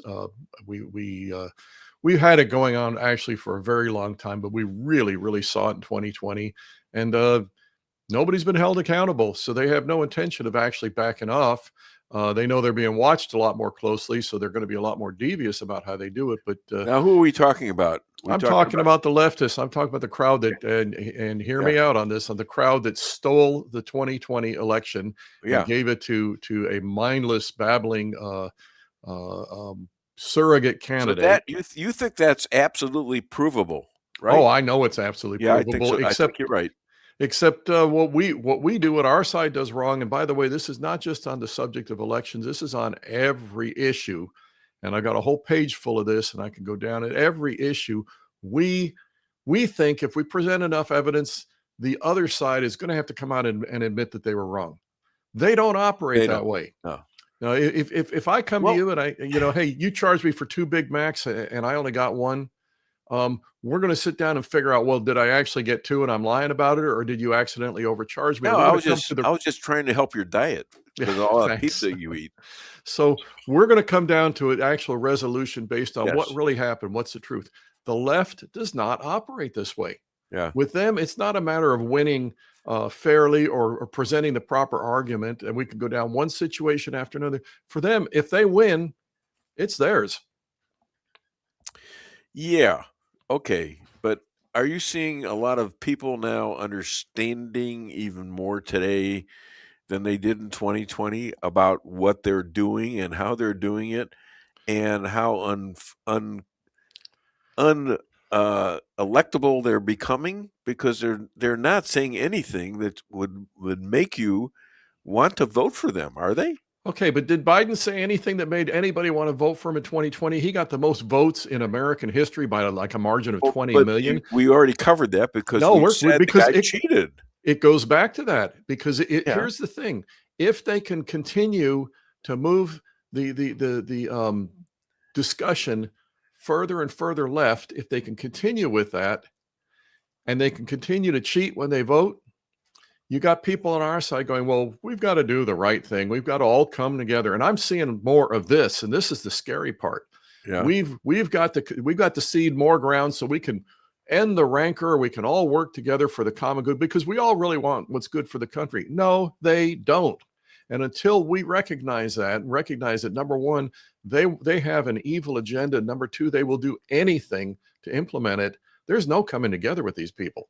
Well, but there's a lot of Dems now that are out there. I mean, these are old-time Democrats who are saying, you know what, I'm not voting for this crap. Some of them are changing. Fetterman has threatened to become a Republican, right? Criticizing the Democratic Party anti-Semitism and all that, and so they're talking about it. They're not just talking about it to each other. They're talking about it to the public. They are, and you're right, and that's a good sign. But here's so that we have to keep up with that. We have to keep pushing. Yes, that. And we have to get rid of what you're talking about, the RINOs. That's it. Here's the problem, because there's a group, and they're in amongst those Democrats that you're describing. There's a group among them saying, okay, we're moderating, so you guys on the right, you need to moderate too. Okay. And these are sitting right in amongst the Fettermans and stuff. Okay. And they're pretending to be just like that. And there's people on our side every time that still fall for it. If they're going to moderate, we need to moderate. Now, they've taken the conversation and they've moved it way to the left. Okay, now they're going to moderate. They're going to move back a little to the right as long as we move to moderate too. Well, that's us moving left. That's why the vote bill there, where you have to prove you're the SAVE Act, citizen, SAVE Act, right? And that's why this guy Thune gave up, and Trump didn't want him to give up. He said, "All right, let him vote this thing. Let him vote it down, and let's figure out who the hell these RINOs are, at least on the Republican side." Absolutely, and we'll push the other ones into primaries. Absolutely, and, we'll win this vote eventually, and we'll have at least the American people understand what they're doing to you, so you can vote the way you want to vote. And this goes back to the same premise that we discussed earlier, where if we stand firmly on the issues of right and wrong, and we don't try to soft pedal them, because there are some people amongst them that are trying to move this way. Fine, if they're moving this way, good. Let's tell them here's where they need to get back to. They need to get back to what are we as Americans, okay? And if we do that, we stay resolutely there, then the tension is to pull them in our direction. It's not for both sides to meet in the middle, okay? Now, Thune, excuse me, you can tell I'm a little riled up here. Thune needs to be called out. Thune needs to be asked in front of microphones and everything. Somebody needs to ask him, not, will you try to pass the SAVE Act, but why are you deliberately stalling and keeping it from passing? Why are you deliberately preventing? I think the president's covering that right now. I hope it's all so. over the guy's ass, and quite frankly, he's speaking about it in public. Good. I'll be honest with you. I haven't seen those particular reports, and I'm gonna look for them as soon as we're off here. Yeah, please do. That's what needs to happen. Frankly, it should have been happening for a long time, but better late than never. I imagine that the Trump White House figured this is the strategic time to do it. I would have done it back in the early part of the primary season, so that every Republican that supported Thune on that could have a good primary challenger. Which, speaking of primaries, the Wyoming primary is coming up this coming Tuesday, and we're going to see a lot here. It's going to be if you were to be watching Wyoming politics right now, this very process that you and I are talking about, it's going on. It's practically going to blows in Wyoming, because the RINOs, for the longest time, they were the real conservatives. They were the frontier Republicans. That sounds good and American. They were all of these things. They're Liz Cheney Republicans, and the Wyoming Freedom Caucus and the conservatives, the real conservatives in the Wyoming legislature, have been standing their ground. And what's happened with these RINOs is, because our side is standing their ground, they first come out and say, well, you guys are too extreme. Oh, we're extreme because we want to lower taxes, we want to protect private property, we want to secure the borders. We're extreme, right? That's and so they lost their cover for that. So the RINOs are now coming out and saying, well, yeah, we're working with the Democrats because we've got to balance things out and we've got to moderate, and the point is that since the real conservatives in Wyoming never budged from their position, the RINOs they tried posturing one way, now they're posturing in another way. But the truth is, in the process, their mask has come off. So we're going to see what happens Tuesday. Okay, so what do you think is going to happen? I'm not sure. As always, the RINOs and the Democrats, people who don't know you are saying, "Why is this guy talking about Wyoming?" Well, why are you talking about Wyoming? I'm talking about Wyoming because it can be a bellwether for where the rest of the nation is going. But you still live there, right? Yeah, I lived there for 32 years, and so I've got lots of connections there. And I point out to people when I wrote that chapter 7 in my book about RINOs and why they're the single biggest obstacle we face. Well, how do you learn so much about RINOs?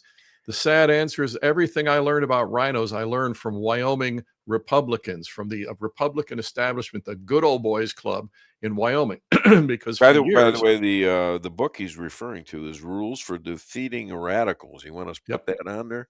Oh, thank you, JP. I thought this was a good time to bring it up. So there's an entire chapter in there on RINOs. And the different ways they operate. You got 3 kinds of RINOs. You got the cowards, you got the morally clueless, and you've got the actual leftist Democrats that just put on a different hat when the time comes. Yeah, and you know what? it's so tempting for these people to well, okay, we can give you that, and we can give you this, and you're giving away the whole segment of what you're supposed to be voting for, what people put you in there for. So yes, I understand that. I'm seeing this in elections all over the place. Yeah, and it is going on everywhere, and the it's got to be fought. The worst part of it is when our side says, "Well, if they're trying to moderate, we can moderate too. If they're trying to meet in the middle." We're not over voting for somebody who's an idiot. We know better, okay? Most of us, not all of us, but it's getting to be more and more are figuring it out. But if they can offer you less of an idiot than the other guy, then maybe that's what you'll vote for. Is the less okay? He's for open borders, but not as open as the Democrats. He's for abortion, but not full term, just first and second trimester. And we can go down the list of things like this that they do. And well, okay, I don't want to be too extreme, so I'll start moving a little. Just maybe we could find some common ground. And all they do when we look for common ground with them, all they do is move the common ground to the left. And we've just taken on their banner, and it's happening. It's happening all over the place. Yeah, how did a group of Catholics in Boston, Massachusetts, suddenly come up with this signing a bill or signing a whatever it is in the state of Massachusetts to have abortions on the day a person is born? Yeah, it's an atrocity. These are Catholics that did. Well, okay, we won't get into too much. Go off onto that because they can call themselves Catholics. I call myself a Christian. I don't, I'm not going to affiliate specifically with. I go into this building or that building on Sunday morning. I'm a Christian. I have a relationship with Jesus Christ. That doesn't change. No, but they say they're Catholics. Yeah, and they can say whatever they want, and if that's between them and their organization that they attend.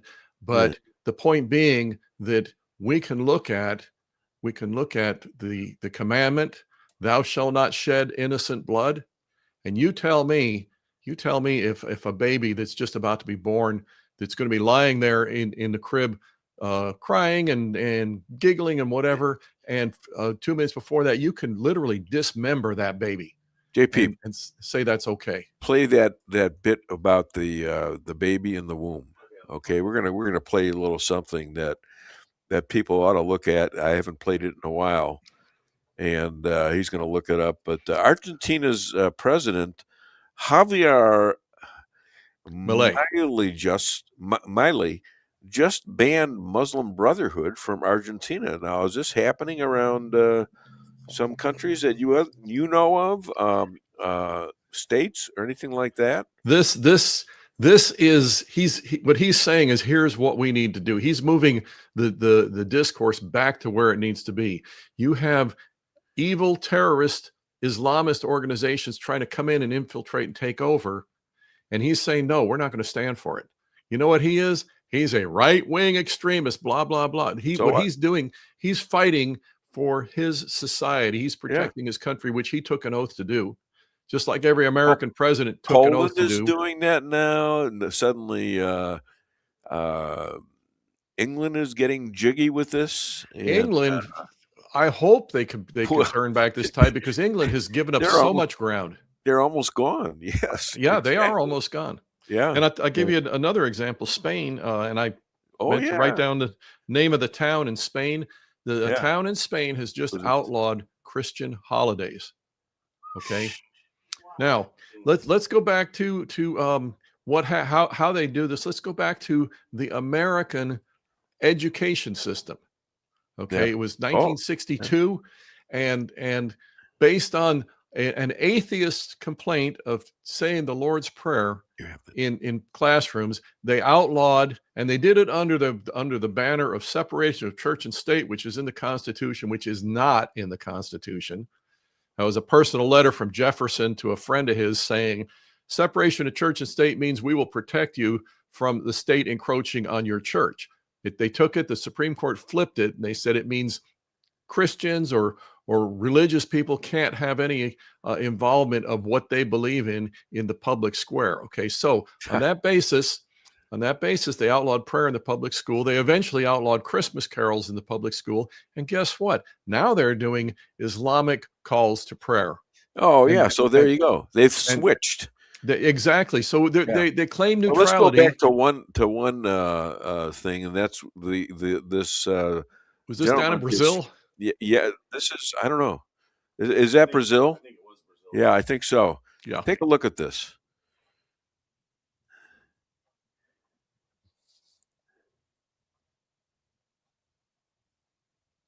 Pai. Oh, meu Deus do céu, gente. Ela tá feliz, meu Deus do céu. Bebê. Mas, gente do céu. Nenê do pai. Oh, meu Deus do céu, gente. Now, that was about 32 weeks. 32 weeks. Yeah. And obviously, this baby was cognizant of what was going on. I think she even had her hair done almost. I mean, it was ridiculously human. Well, first of all, LifeSite News, the site where you got that video from, they're outstanding. People should go to that site and follow that site. They're excellent. Say what it is again, because LifeSite News. LifeSiteNews.com. Okay. Yep. All right. Yeah, they are excellent. Now, what you saw there, it's something we've all known. It's something we've all known. Don't tell me that we didn't think. I mean, that what you saw there was a baby in the womb hearing the father's voice, which obviously the baby has gotten familiar with because the father's around the mother while the baby's developing and everything. And so when he's talking, the baby responds because he's familiar with the or he or she is familiar with that voice. Okay. Yeah. That was not. This is a great example. Leftists, pro-aborts will look at that and say that's a undefined tissue mass. That's a clump of cells. No, that was a baby. We should be, and it's horrific to see, but we should be showing people what a 32-week aborted baby looks like when they pull them up. Because what they do is they pull them out in pieces, and then the assistant has to literally reassemble the baby in the tray there to make sure they got all the pieces. They literally have to, and there's this little innocent baby that was alive and thriving just a few minutes earlier, and he or she is in pieces in a tray. Okay, this is beyond barbaric. This is something that I mean, the most primitive civilizations had more regard for their children than this. But here's something else to understand. This is why all of this stuff ties together. While these monsters up in Massachusetts, this governor, and she's surrounded by all these embittered feminists that are all rejoicing because they can kill their babies. While this is going on, we're importing foreigners who have no intention of aborting their babies. They're going to multiply like rabbits. We're eliminating our American population. And 1/3 of pregnancies. Most of these people know that this is not. They're actually killing off children who are going to be replaced by children from China, from Mexico, from Venezuela. All right. And who do you think the Chinese are supporting in these elections? Donald Trump. No, I don't. It's not hard to figure out. Politics are good, but I'm telling you, no. So yeah, it's a twofold attack, and like I said, these things all intermingle. I'll give you another one that people are just now talking about: climate change. Okay, climate change. Well, you know what? We're not into climate change anymore. Why? Because we've got to go with whatever the latest thing is. We can't. We got to build all these data centers, use all this energy. We can't. Cars, yes. Yeah. And so climate change, well, that was last year's scam. That was this has been a scam for a lot of years. Oh yeah. Well, that's back I'm in the saying early figuratively. 20s, late 80s. In the 1900s, it was known as the cold. Oh, it was the impending ice age. Freezing, the ice age coming back. Now it was the heat. There's two common threads. Wait a minute. Ice age. The globe's going to incinerate. Wait a minute. There's nothing in common with these. No, there's two common threads with these, with the other, everything else that you're seeing from these people. One is they're lying. Two is they're instilling fear. Okay. Sure. They never meant any of it. I mean, Al Gore going to his climate change conferences, he became a literal billionaire going to climate change conferences and speaking and selling books and selling his thing. And he's doing it in private jets. Does he really care about the environment? Of course not. No, but if he can get out there and grandstand on it and get rich over it, if people are stupid enough to go ahead and support that, and I got all kinds of stuff about this on my list today too, to talk about. How do they do it?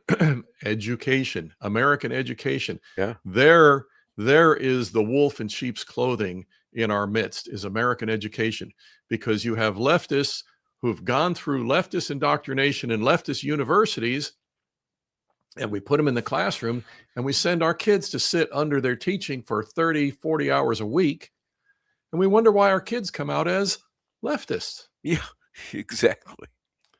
Exactly. They are indoctrinated. There's no doubt about that. So all serious of this problem. And then they go to colleges where it's double absolutely docked against. Now, I've been trying real hard. And by the way, any connections you can make on this to help get the word out. I've been trying real hard to get the word out to parents of high school age homeschool kids, Christian school kids that aren't already programmed by this leftist indoctrination, because so many of them, good Christian kids, go off to college. They come back after a semester or two and they're Nancy Pelosi.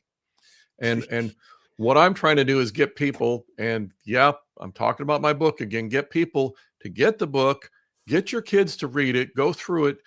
Because if you can figure out how that leftist professor, there it is. Thank you, JP. If you can figure out how that leftist professor is going to indoctrinate you, how he's going to try and manipulate you, you are 90% immune to him. Yeah. And this is what we need to do, is prepare the kids before they go in to that classroom. This is how they're going to try and manipulate you. And the minute you do that, that guy's job becomes 10 times harder, and you're likely immune to it. And there are things like this going on. This was what Charlie Kirk was all about, and has a huge impact. And of course, what do they have to do? They have to destroy that. Oh, of course. Yeah. So what's this plane switching thing by the Secret Service? Iran hunting down Trump. And this was from Israeli information. They found out about this. The Secret Service did. Yeah. Your thoughts on that?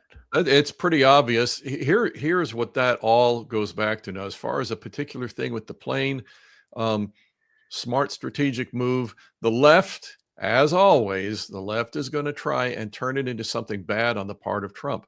Yeah. Trump does not have to sit out there next to the most pathetic CNN reporter in order to protect that person. Trump is the president of the United States. If that person wants protected, they need to go stay at home or whatever else it takes on their part. They don't have the right. They don't have the authority to demand that the Secret Service be watered down to protect news reporters who are going to report fake news anyway. And so. You don't want anyone to die in those, but Trump no, you don't. Right. But the Secret Service I listen to the Secret Service. I mean, I got to give these guys some credibility. They are there to protect the president, and it's just that simple. So these news reporters, these fake news reporters on CNN and elsewhere that are trying to make this a negative for the president, it was a very smart strategic move, but it also tells us something that again needs to be shouted loudly, because we can't count on our enemies to do it. And that's that Iran was and is at war with Western civilization, and America and Israel in particular. And Iran has been at war with us for the past half century. And people are saying, well, can we afford to fight this war with Iran, or should we just quit? There's no quitting. There's no quitting, because they're fighting the war that they've been fighting against us. They've killed thousands of Americans over the past half century, and they will continue to do so as long as we allow it. But Notice I don't know whether it's a feint or whatever, another like a ruse that Trump is doing here. But he seems like they're ready to stop the war for some reason. And even Israel is saying, we never imagined they would recover so much in the making of drones and things like that. So you got both of them now. If he might be just setting them up. I suspect he is. I hope he is because first of all, the reason for Iran's resilience, and when I say Iran, I'm talking about the mullahs, the IRGC, not the people of Iran. The reason, which is 20% of the population. Right. It's a small fraction. You know what? It's kind of like the leftists in America. I mean, they back in 1979 when they threw out the Shah and they took over, they were Marxists and Islamists, and guess what? They lied and cheated and used brute force.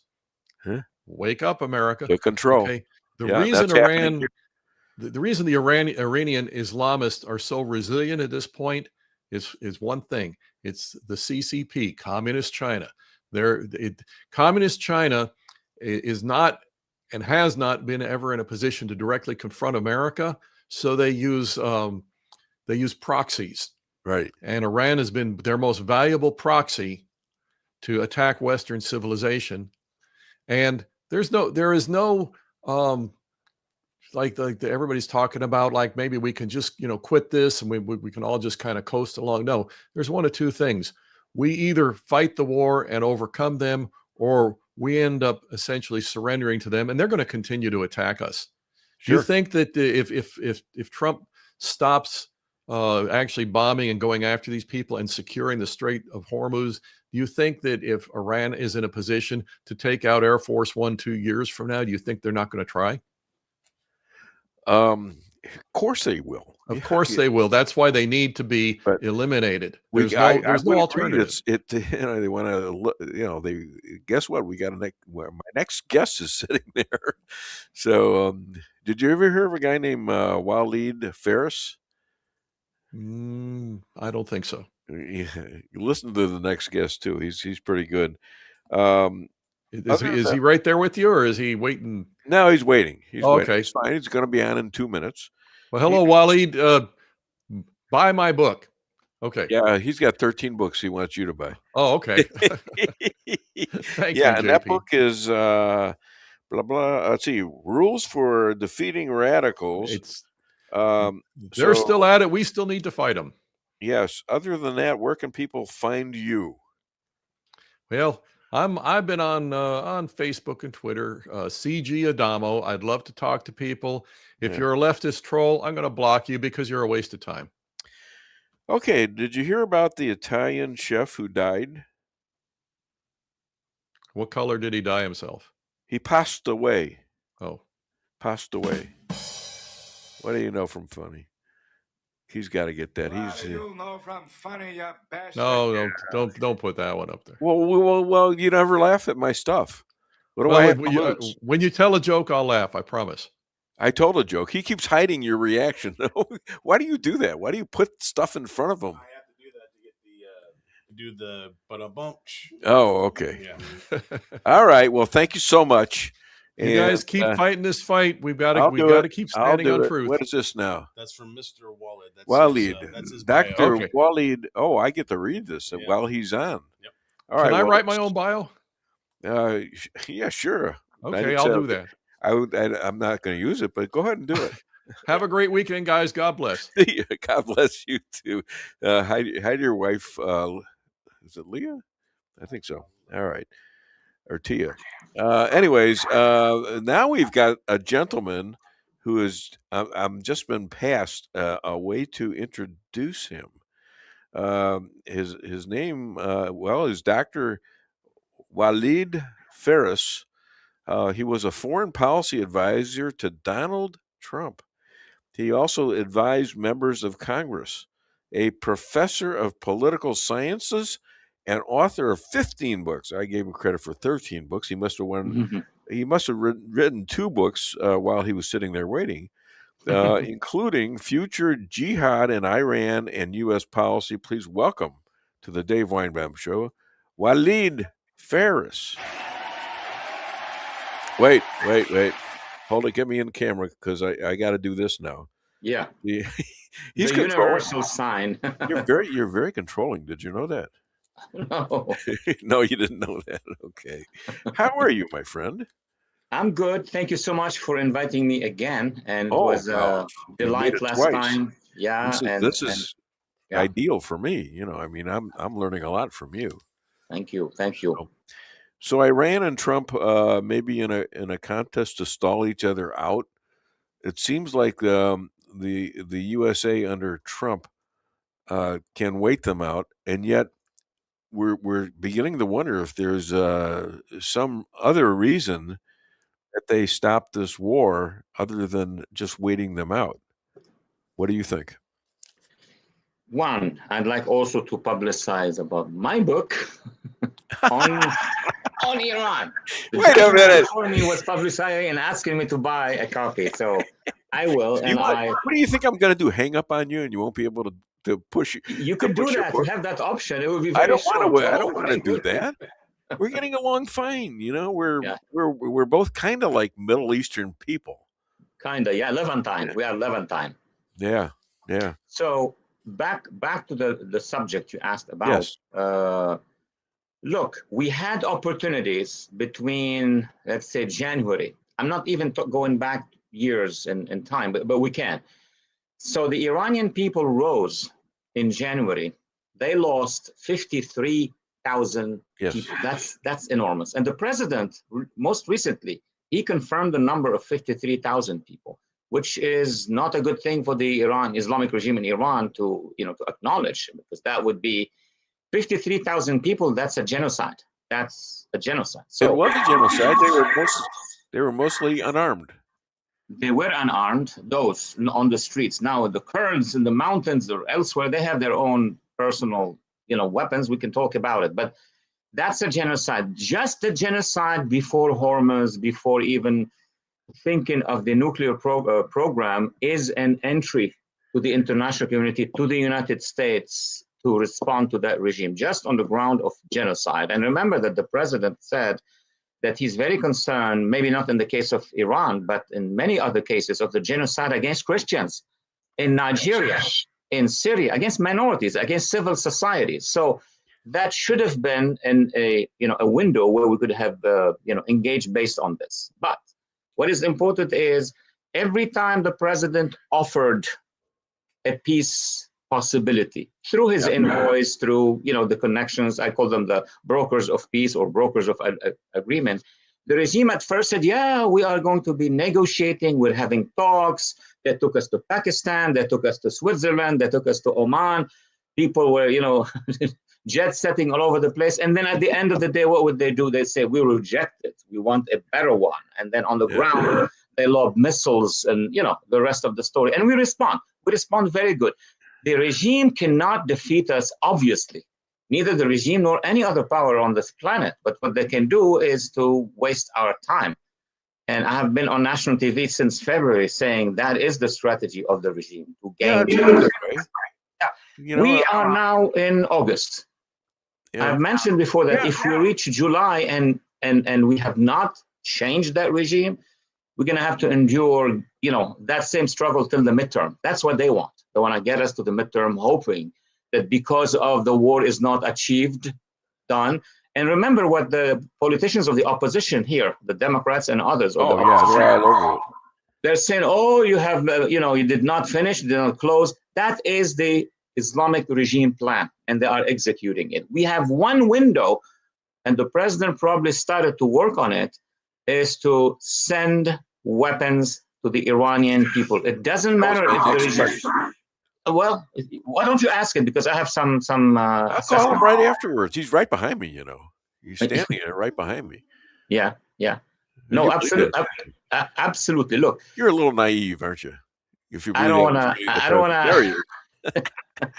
don't want to describe myself. What do you say, President Trump? He's not talking today. He's pissed off. No, but he hears. He hears the voice of the people. He hears the. Well, I like to think sometimes I'm the voice of the people. So let me ask you this: what is the gist of Trump's relationship with Netanyahu? That's a big question, and that's what worries me in this whole conflict. I'm not worried about the power of the United States military. I'm not worried that the president eventually will correct and then end that regime. What I'm worried about is anything that looks like a kind of a disagreement between Israel and the United States, their government and our administration, because that is exactly what our foes, all our foes, the jihadists, the Khomeinis, the everythingists, right, want to see achieved. Because once we have this disagreement on the ground, not just on Iran, but possibly on Lebanon with Hezbollah and other places, we're cooked. So my recommendation always to our administration, to the Israelis, is no matter what the disagreement on details are, you should appear to the world together with a strategy to bring down and stop the expansion of jihadism in general and those Khomeinists in Iran in particular. Yeah. So get back to your page. I'm all over the place in terms of what I want to ask you, but you know, the most predictable thing about Trump for his enemies is that he is unpredictable. Yeah. You know, he is a guy that will surprise, he'll shock you.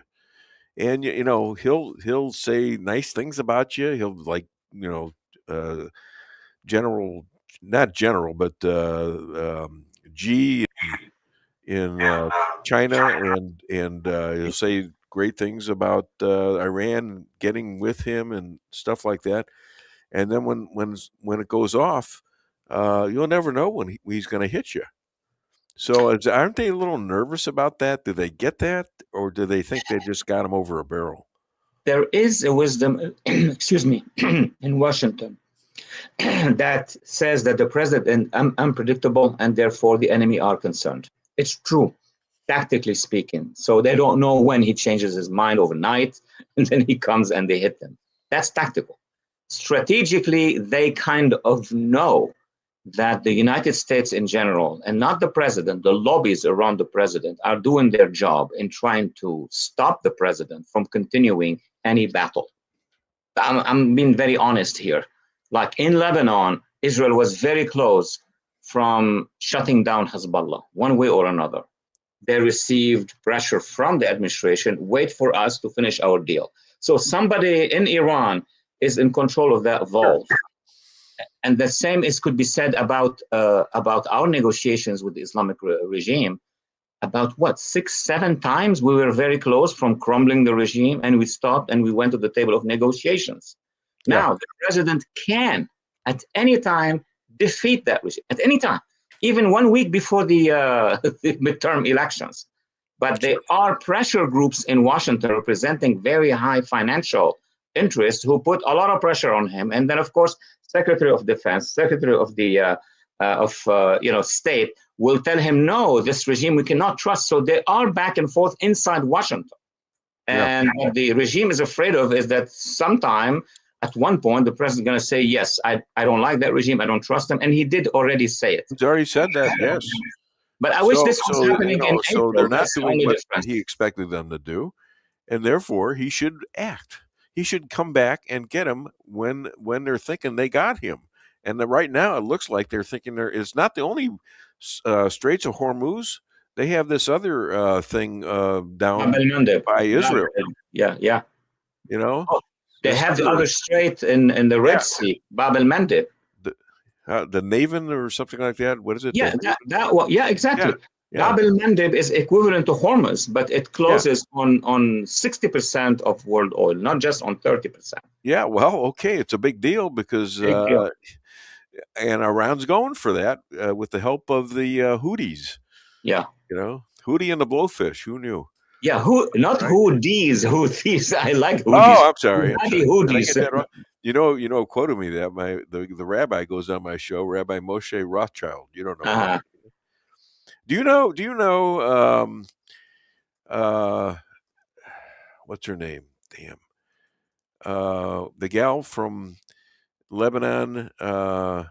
What's her name? Who escaped Lebanon when she was bombarded. Yes. Her house Yes. collapsed on her, and she went to Israel. And yes, do you know who she is? Brigitte Gabriel. Yes, of course. What do you think of her? Well, Brigitte. Bridget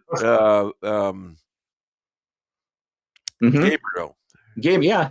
Yeah, I there you use the French way. Brigitte Gabriel. It's a French. Brigitte, excuse me. Brigitte, excuse-moi. Excuse me. She does follow me on Twitter. And, yeah. But she seems to be pretty good about what and she's a Christian. Yes. Who was family was blown over by the jihadists. The house where they lived was bombarded while the family was in. Thankfully, they were not killed, but they had to leave the house. Sure. And so she suffered through that, and now I don't know where she lives now, but I think for a while she lived in Israel. I don't have that information, but I know that she developed as a journalist in Virginia. Yeah, in Virginia. All right, we'll track her down. Maybe I get her on the show, and you guys can speak Lebanese to each other. So the 80 to 90% of these of Persians they're mostly disarmed, okay, and they're being chased and cornered like dogs, like you'd have dogs in a room, and being shot. I saw this footage on YouTube. I mean, my gosh, do people really understand what the hell that is? In the West, I mean, we have had the chance to understand what the Iranian people wanted since 1999. That was the first revolution by students on campuses. They were crushed. And then after that, 2009, 1.2 million Iranians, all unarmed, to the streets of Tehran. They were very close from bringing down that regime. The members of that militia, the IRGC, were like fleeing. And unfortunately, that our president then, former President Obama, issued a discourse, a speech. To whom did he address it? To the people? No, he addressed it to the Grand Ayatollah Khamenei. Yeah, telling him they probably apologized. Yes, of course. The same month or the same year, let's say, he went to Cairo and addressed a crowd at the University of Cairo, most of whom were Muslim Brotherhood. Mm-hmm. The essence of our catastrophes in foreign policy started really in 2009, when the Obama administration decided to partner and collaborate with the Muslim Brotherhood and the Islamic regime in Iran. That's the beginning. 8 years of this. 8 years. And then 4 years with Biden. That's 12 years of this. One thing I never understood about Ronald Reagan, after the attack in Lebanon and the murder of 241 troops, why didn't he do anything about it? That's a great question. As a matter of fact, that one I can testify to from Lebanon side because I was living there. I was a lawyer and the publisher of a newspaper, and I saw. You're a lawyer too? Yes, I was a lawyer. I didn't renew my license here, but I was trained as a lawyer, and I was completing a PhD in international law. The thesis, dissertation was about right for self-determination. Okay. That's the basis of many of my books. But bottom line, to testify, President Reagan had the good sense. He wanted to. Unfortunately, there were advisors and probably one member of the cabinet who were too close, and let me use a very fine terminology, to petrodollars powers from the region. Saudi Arabia? I don't want to name names now. I just did. You did. You can. Yes. Well, there's Iraq. There's Qatar was not yet there fully.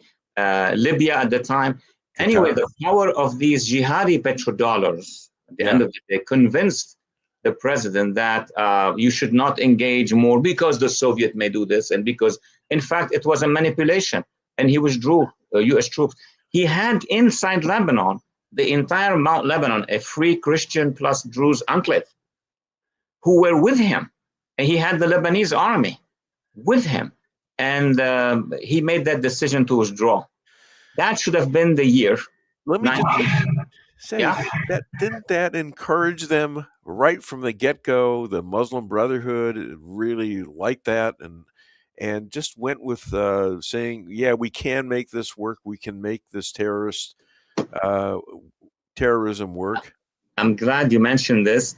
In my first book, Future Jihad. Future Jihad. Oh my God. Wait a minute. We're going to send, what's your address again? Because we're going to send you a bill. Send me a bill. I'll send you my address now, and you can. Jewish. I got to make some money here for God. Well, I love the Jews. They teach us how to we love business. We love a lot of people in the Middle East, like yourself. You know, I mean, look. You find that I'm pretty easy to talk to, and I find that you're really easy to talk to, and you have a sense of humor. You know, the something that's lacking in some of the Shias is I don't see a sense of humor there. Yeah, everybody's stern, jihadi, stern, anti-Israel, anti-Semite, anti-minorities, anti-American, anti-Trump. They're miserable. It looks like they lead a miserable life, and the women are subjugated. Yeah, like it's horrible. Yeah, there is a lot of psychological problems here because their youth see how the free world is functioning. They want to go and get there, right? And when they get there, they bring their jihadism with it. That's what's happening now inside our country. They are spreading like the Trojan horses, the jihadism. Yeah, what do you think of Mayor Mandami in New York City? If people are always surprised and shocked after fact. I've followed his career. Oh my God! Look what happened. Well, of course, he has the ideology of the jihadists, and very specifically closer to the Khomeinis. And I would say to his face or to his, in public, it's not. Well, he'd probably say, "Yeah, I know." He made speeches. So what? Yeah, I know. So what? I got elected. Yeah. Okay. Yeah. We had something like that with a previous president, not that sharp, but a previous president. He's the man of change. He will, and he was very good, a very good orator. He's Obama. Well, you named him, and I agree with you. Who actually caused us a strategic collapse in our foreign policy by collaborating with the jihadists and the Muslim Brotherhood and Islamic jihadists and Libya and Egypt and everywhere. I thought back then and wrote columns in the Jewish World Review about how we're headed about 2013 into a civil war. I didn't see any way out of it. This guy was so anti-American. I mean, him and Biden, going to give the IRS here,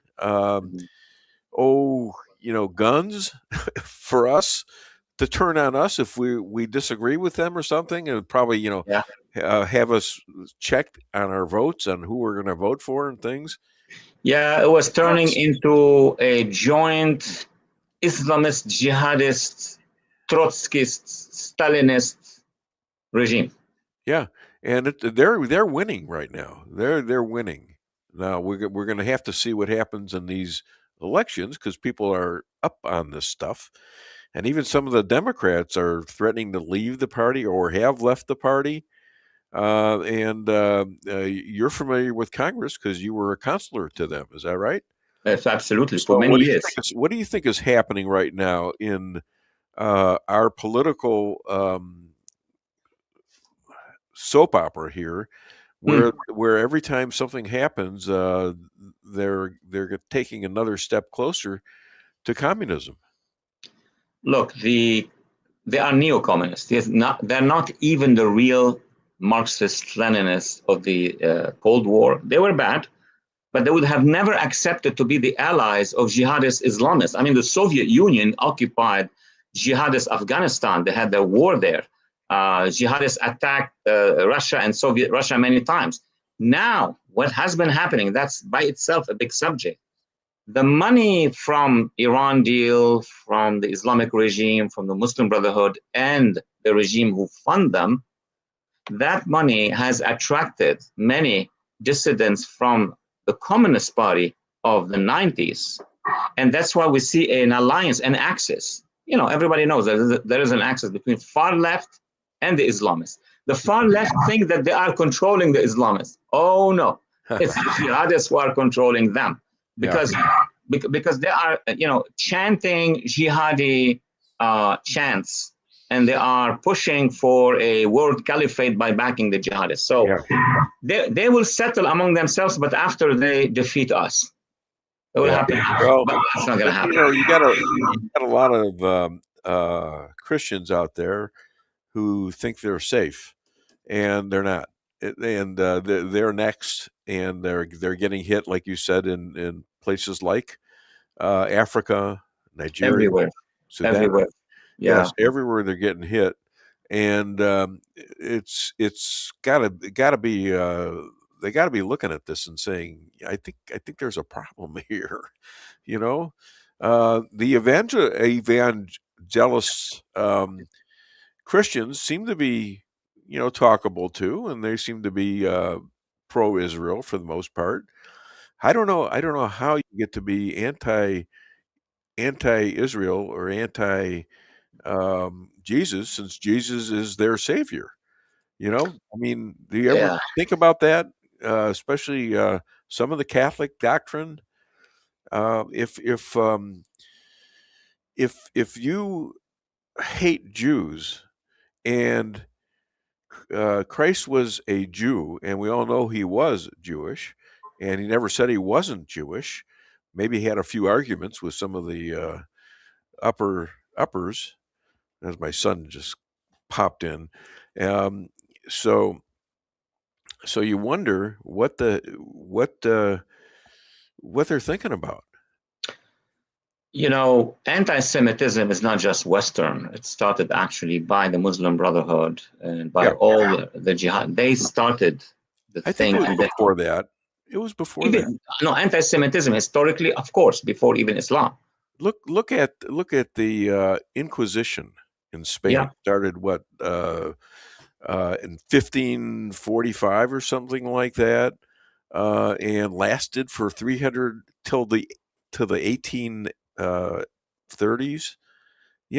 I mean, it's been going on for a long. Look at the Romans, what they did to the Jews. Well, they destroyed Israel. They destroyed Israel. They destroyed Israel, and they kicked everyone else out, and we went to live to places all over the world. That is true. And other communities also were destroyed. I mean, that was medieval, but the problem today is some of the medieval folks are back as medieval in the 21st century. Let me tell you what happened 2 weeks ago. What's a good news here? Good. I was part of a movement that launched an international freedom coalition, which has all the victims, representatives of the victims of jihadism from Nigeria, Biafra, to the Copts of Egypt, to Israelis, to Lebanese, to Druze, to Alawites, Kurds, across the world. That coalition now is saying and arguing, every time one member of the coalition, one community, let's say the Kurds, are persecuted, all the jihadists goes together in solidarity and goes after them. Same could be said about Israel. Everybody goes after. So it is time for the victims of jihadism worldwide, also in the West, etc., to come together, and they did. The birthday was like 2 weeks ago. It's not a rising coalition. I will bring you the president of the coalition. He's Jewish, but he has members of all the communities to your show, so that you could have an interview with him. So you want another spot on my show, because we got at least 13 books to go through, right? No, one book is enough. By the way, there is the third one, which you already mentioned them. You do stand-up comedy too, or what? You're funnier than hell, I'll tell you that. We love your show. What about you were talking about that? What about the Abraham Accords? You just had three, like you were saying, you just had three countries, Pakistan and Saudi Arabia and some other country Turkey together that if they were attacked, they would help each other. So here's the deal. Yeah. This axis that has Pakistan and Turkey and Saudi Arabia. Right. Turkey, it's because it's anti-Israel. I mean, AKP government of Turkey, Erdogan is... Trump loves him, Erdogan. Yes, that's true. But at the same time, he will not allow him to take action against Israel. Israel will not allow him. But let me stay on course here and say yes, sir, that the Saudis had their own reasons, because Iran, the regime in Iran was not put down yet. So they were afraid. They were afraid that you just mentioned that people are advising maybe we should leave the whole thing. If you leave the whole thing, the regime of Iran will take over Saudi Arabia. Yeah. So they did it for that purpose. But Israel is in talks with Greece, with India, 1 point, God knows, billion people. And then they were saying, well, Pakistan has 90 heads, nuclear heads. Well, India Pakistan has 120, India has 190. So in the game of balance of nuclear, Israel and India, they have twice or three times but nobody is going to use them, actually. But this was an idea that having Greece, having Cyprus, the UAE could be also part of this new alliance. So that alliance, that access that they have declared, they call it defensive. They don't want to get in trouble with anybody in the region before they choose when. Then Israel now is in talks, as I said, with India, with Greece. There is a new baby country to be born called Somaliland. Yes, that country is pro-America, pro-Israel. Is that African? It is it used to be the northern part of Somalia. Yeah, but it never joined Somalia, and it's very. How do you explain Ethiopia? Ethiopia, the Judaism that is connected to Israel. Absolutely, historically speaking, it's known. I mean, Ethiopia and Israel, and then the Ethiopian Jews who came back to Israel did Aliyah. It's historical. Ethiopia has been attacked by jihadists on all fronts, including in the Ogaden area, coming from Somalia. So having Somaliland, which has access to the coast, will profit Ethiopia. Ethiopia now is landlocked. So with Somaliland, it will have access to the Indian Ocean. These are good news. I was in Vegas about half a year ago, and every Uber driver was an Ethiopian. Oh, yeah. The Ethiopians? Oh, they're all my friends here in Washington. They're all over the place. Yeah, restaurants, all the way to big businesses. But I can assure you that all the parking lots, structure, and maybe some of the Uber are Ethiopian. Very good, hard-working people. Yeah. You know, they come here. And had you ever seen on the news Ethiopian suicide bombers? Or, No, they're actually Jewish. Almost some all are, some are Jews and some are somehow Orthodox. They got their religion. We don't know how exactly. Some they broke off from Israel, and most of them are black. Not all, I guess, but it's pretty interesting to see that kind of spread of Judaism all over the world, and then Christianity all over the world. Yes, so that's true. All right. Well, I think we're about done, but I'm out of books. I don't have books anymore to show. You don't have any more. You just came with 3? What kind of the other ones are on the shelves, but I said 3 is enough. On the shelves. Okay, so other than the DW show, Dave Weinbaum Show, where can people find you and buy your books? Easy thing is to come to your show, but on social media, it's easy now. They need to spell my name right and then put at Walid, WALID, Phares, PHARES, at Walid Phares, Facebook, Twitter, Instagram, everything, everything else. I take a pet over pill every night. That way I can handle my dog's side eye. I don't know if you get that or not. Okay. I was making up names of medicines. Oh goodness, good Lord! I thought you were on commercial. I thought you started commercial. No. I take that. Give me the crickets. I deserve it. Yeah, I overworked that one. Anyways, thank you so much for being a star on the Dave Weinbaum Show, my friend Walid Phares. Thank you. Thank you. Yes, one of those. Yes. Okay. Thank you. Thank you. Thank you. All Dave. right, we got our next guy waiting in line. This is like the line at a ball game. At least one that's making progress. This man and I have several observations that only a few others have caught on to. In the early stages of COVID, We are not doctors or scientists. Please welcome, all the way from Ohio, I believe, Tom Haviland.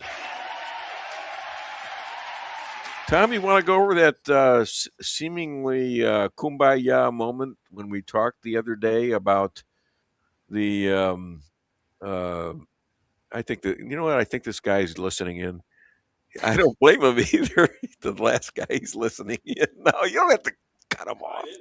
Oh, okay. Anyways, but tell people about you asking me when I figured this out, and when we know pretty much when you figured it out. But let me hear you, because neither one of us are doctors. Yeah, Dave. What we're talking about today is the revelations that came out of Fauci, and I think a lot of Americans are actually starting to figure it out now that they were lied to. You know what? Fauci pled the fifth 111 times back on July the 29th in front of Senator Ron Johnson and Congress. Didn't want to talk at all about the origins of the SARS-CoV-2 virus that we know now was, invented in the Wuhan lab and not zoonotic spillover. And the cascade of lies of Fauci, in his own words, this man he kept a diary on a government server. So now the government has access to it. And the government also has access to his government iPhone that also has about 34,000 texts on it and 523 voicemails from Fauci. So what's interesting, Dave, is he is damning in his own words. He's telling us, the American public, that he lied to us, but not just about the origin of COVID, but about the effectiveness of the vaccines and all kinds of other stuff. And I'd like to go through with some of those examples of Fauci's lies for your audience that may not be familiar with them. Yeah, but tell us first, how many deaths? How many people missed school? How many people, kids, lost 2 years?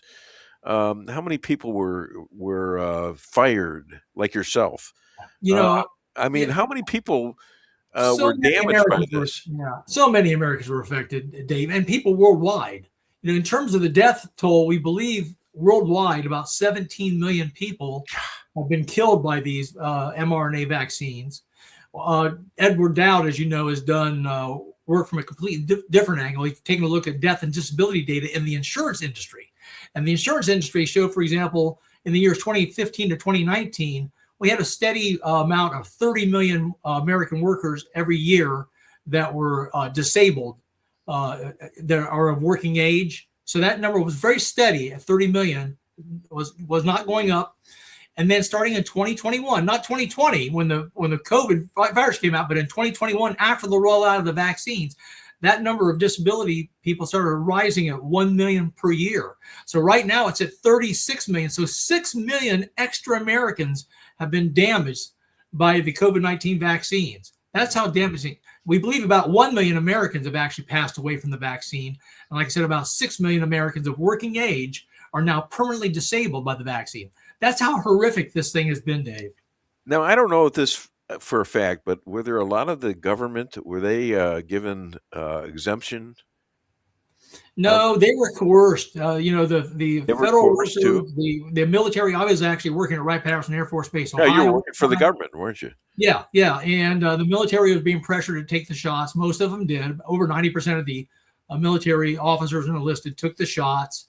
I was one of the few that stood up as a defense contractor and said, no, I'm not taking the shot. Got fired for that, for my $165,000 a year job, because I refused to take the shot.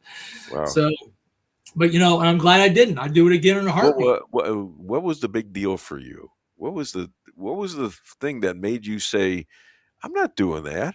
Two things. First of all, it was a brand new technology. This a messenger RNA, modified RNA using a lipid nanoparticle delivery system.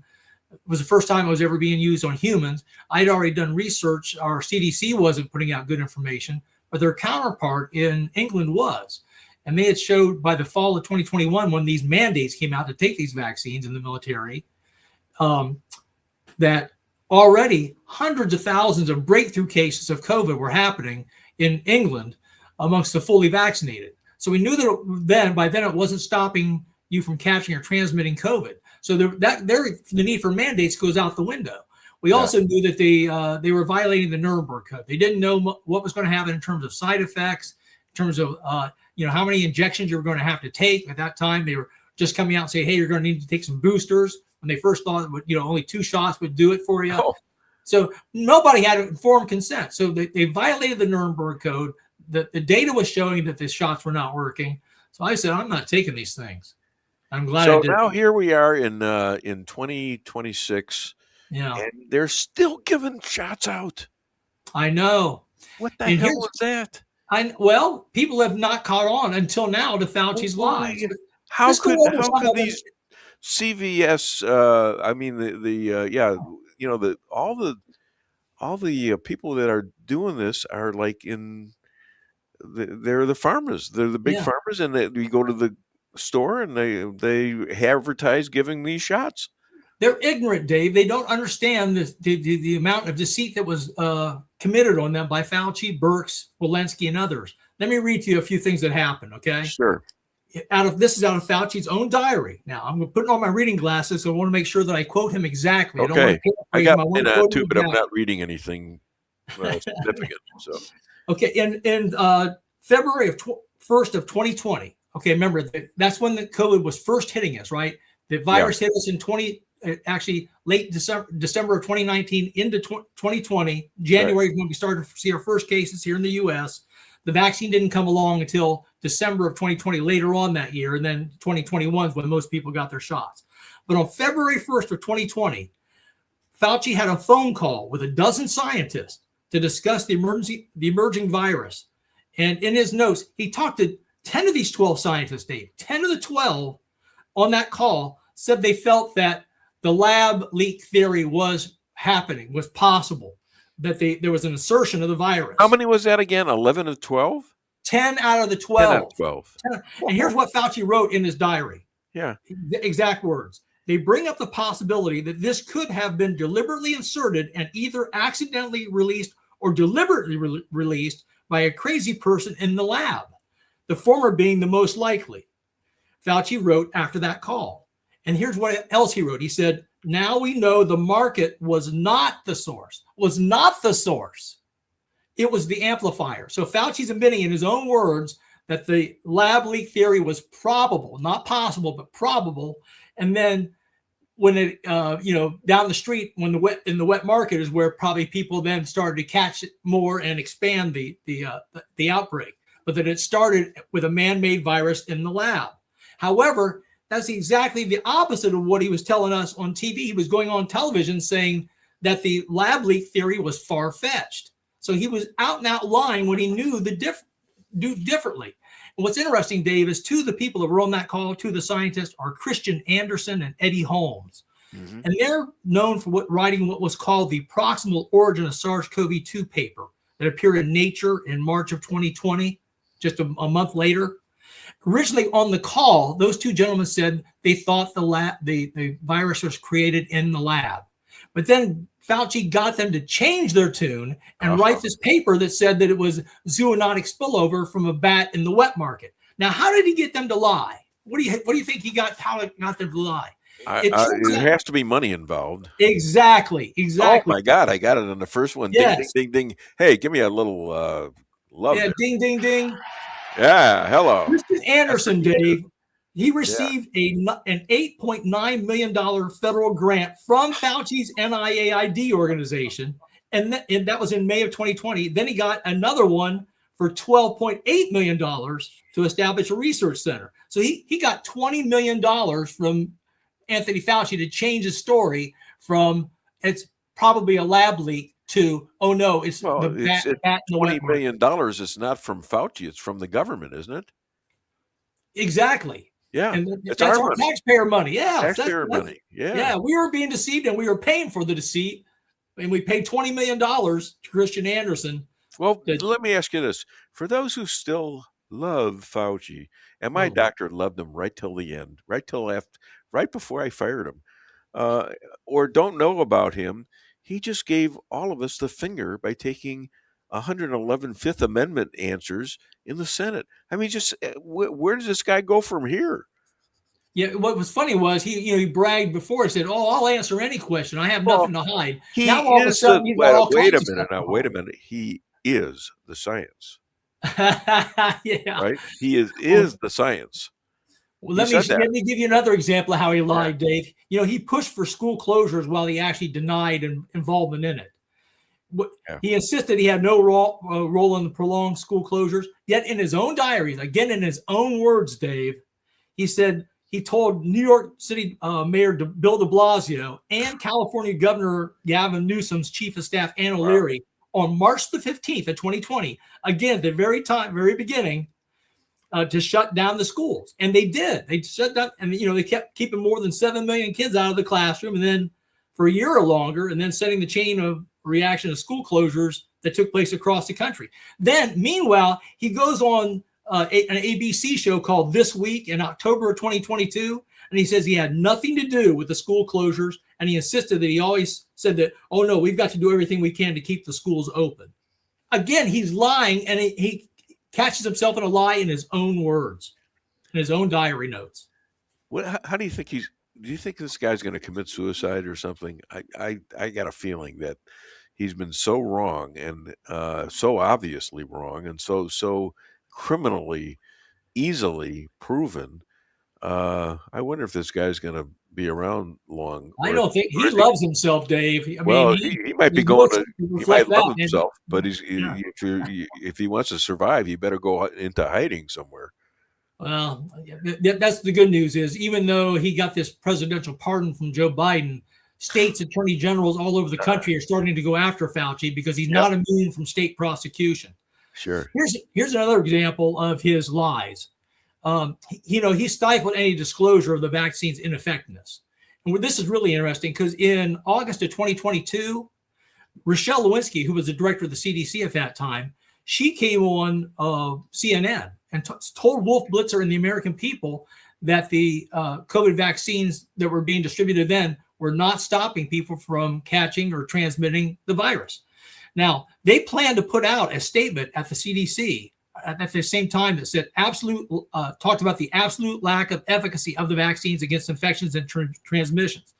But in a diary entry that Fauci himself wrote on August the 13th, he persuaded them to take a more measured approach, to downplay that message and just talk a little bit modestly about the waning efficacy of the vaccines. He said he pushed the CDC to minimize disclosure of the vaccine's ineffectiveness because he wanted to avoid the Biden administration's being embarrassed about their vaccine mandates, and he didn't want to discourage people from getting the COVID booster shots. Again, in privately doing one thing, saying something else to the American public. This is just atrocious. Well, let me ask you this: was China culpable in any of this? Oh yes. He worked with Xi Jinping, who's known as the Bat Lady in China. Okay. She and Ralph Barrick. What was their purpose to do that? Was that it was to do gain of function research and see if they could actually make the SARS-CoV-2 virus more deadly, more transmissible, easier to evade the immune system. They were figuring out how to murder whoever they wanted to. Yes, they were creating a dangerous virus that would jump to human beings, like I said, and cause all kinds of havoc with the. Why does President Trump keep saying he loves President Xi? I don't know. Your guess is good as mine, Dave. Oh, okay. Well, I don't understand it either. Maybe he's setting them up. I don't know. Here's one of the real shocking things about Fauci. At the same time that he was telling the American public in 2021 to take the COVID-19 vaccines because they're safe and effective, Fauci was dealing himself with a dangerous blood clot, what's called a pulmonary embolism, Dave. Oh, yeah. Yeah, this is near and dear to my heart because I'm the one that's been tracking these unusual white fibrous clots for the last 6 years that embalmers have been finding in corpses. Well, it turns out Fauci may have had one of these in his own lungs at the time. But it wasn't from taking the COVID medicine, was it? He didn't take it himself. He took his 2 Moderna shots 6 months earlier in 2021, and they just happened to get a pulmonary embolism 6 months later in June. What do you think happened here, Dave? He actually took it? Yeah. Yeah. Oh my God. He actually he was I didn't know alarmed that. when he was shocked with the diagnosis when he was told it by his doctors at Johns Hopkins after they did a CT scan on him, and he immediately started Fauci on the anticoagulation drug called Eliquis. Who did he tell this to? Nobody publicly. He was out here telling us the whole world these shots are safe and effective. Go get them. At the same time, he's dealing with a dangerous blood clot that was probably caused by the COVID-19 vaccine. Damn. That's what kind of monster this man is. So if you seem to be an expert on this, much better off than I am. So if you are going to be a witness, maybe even the main witness to this, would you volunteer to do that, to testify? Oh yeah, absolutely. And I'm not the only one out there that's bringing this information up. You know, Senator Ron Johnson is screaming this from the top of the roof. Whether the mainstream media wants to listen to it or not, it's a different story. Now, Fox News is actually starting to break on this. And if you remember Fox News, they went right along like CNN and the others did. They made their employees take the COVID-19 vaccine. Well, wait a minute. And Remember they're sponsored by Big Pharma too. Dr. Siegel, he told us that when we took the shot originally, it would be the only shot we'd ever have to take. Yeah, right. I remember him saying that. And I have a lot of respect for that guy, but he still hasn't leveled with us on that. Exactly. Why not? Exactly. Another thing, Fauci, by the way, if you remember, was the highest paid federal employee at the time. He retired in 2022, and that last year that Fauci worked, he made a salary of $480,000 a year, more than the president of the United States. Yeah. But evidently, Dave, that wasn't enough for him, because he had his whole staff submitting awards for him to get more monetary awards. He got one. He got hundreds of thousands of dollars on top of his salary. And one award he got was for $900,000, Dave. He got from the Dan David Foundation that's affiliated with Tel Aviv University in Israel. The Damn David or Dan David? Dan David, D-A-N. Oh, Dan David. Yeah, I thought you were talking about D-A-V-I-D. Dan David I don't remember Foundation. sending him that. And he got this award for his communication efforts during the COVID-19 pandemic. Can you believe? He was communicating nothing but lies. He was lying about the origin of the virus. He was lying about the efficacy. He lied about the fact the shots don't stay in your arm. They go all over your body. He lied about the fact he said the shots would dissipate and just mRNA would leave your body in a couple of days to a week. No, we found it persisting in the body, maybe indefinitely, at least 3.5 years after the people's last injection. He said it was not dangerous to pregnant women. He poo-pooed natural immunity. He told us to wear the mask, and he flip-flopped on that, and then he had the 6 feet of distance. He was lying all over the place. So it's just horrendous that he made all this money. And, and the doctors who were pushing this along with him, they were making money too, weren't they? Oh, yes. Yeah. They got all kinds of carrots to give the shots. The ventilators. They didn't give the shots. The ventilators or whatever they were called, and giving them shots and remdesivir. Yeah. Why would we do that kind of deadly research in a communist enemy country? It seems that there are traitors in our own government that want to do harm to us. I agree. That is a good question, isn't it? Yeah. We had to move it offshore because, the Obama administration forbade gain-of-function research testing here in the United States. So that's why Fauci and Ralph Barrick at North Carolina, Chapel Hill, had to move it offshore outside the United States. But it is bizarre that they moved it to an enemy country like China. It is bizarre, isn't it? Yep. This guy was also really caught up in his newfound celebrity. Fauci, people were suffering all across the country, right? Lockdowns, kids having to wear masks at school, not go to school, people losing their businesses, people getting fired for not taking the shots. Fauci was all about himself. He said, hey, here's what he wrote in May 21st of 2020. Big front page article about me in the Washington Post. Very flattering, he wrote. The situation with my national and international fame is explosive and really unimaginable. And then the next day he wrote this.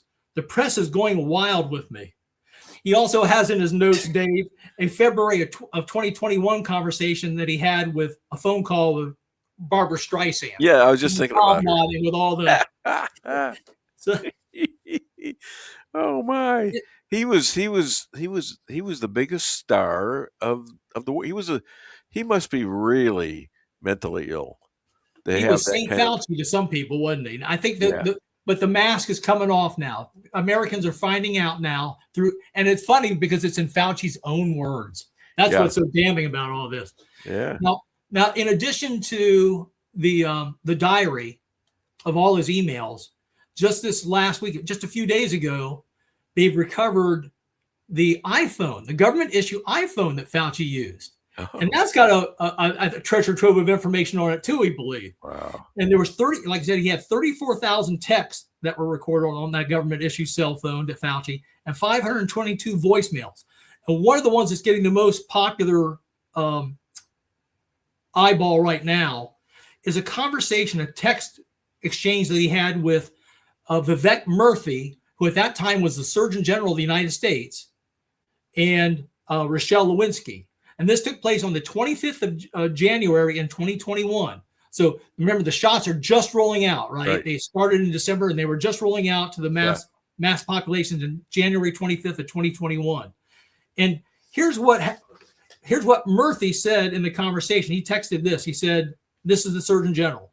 He said, hey, he's asking a question here. For pregnant women considering getting the vaccine, are you aware of any data or theoretical reason why vaccinating early versus late in pregnancy would be preferred?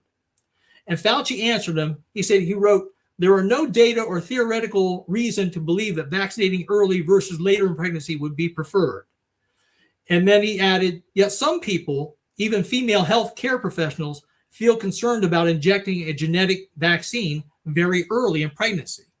So after that conversation took place, Fauci wrote then about 2 hours later. So he went off and he checked to do a little additional checking on this.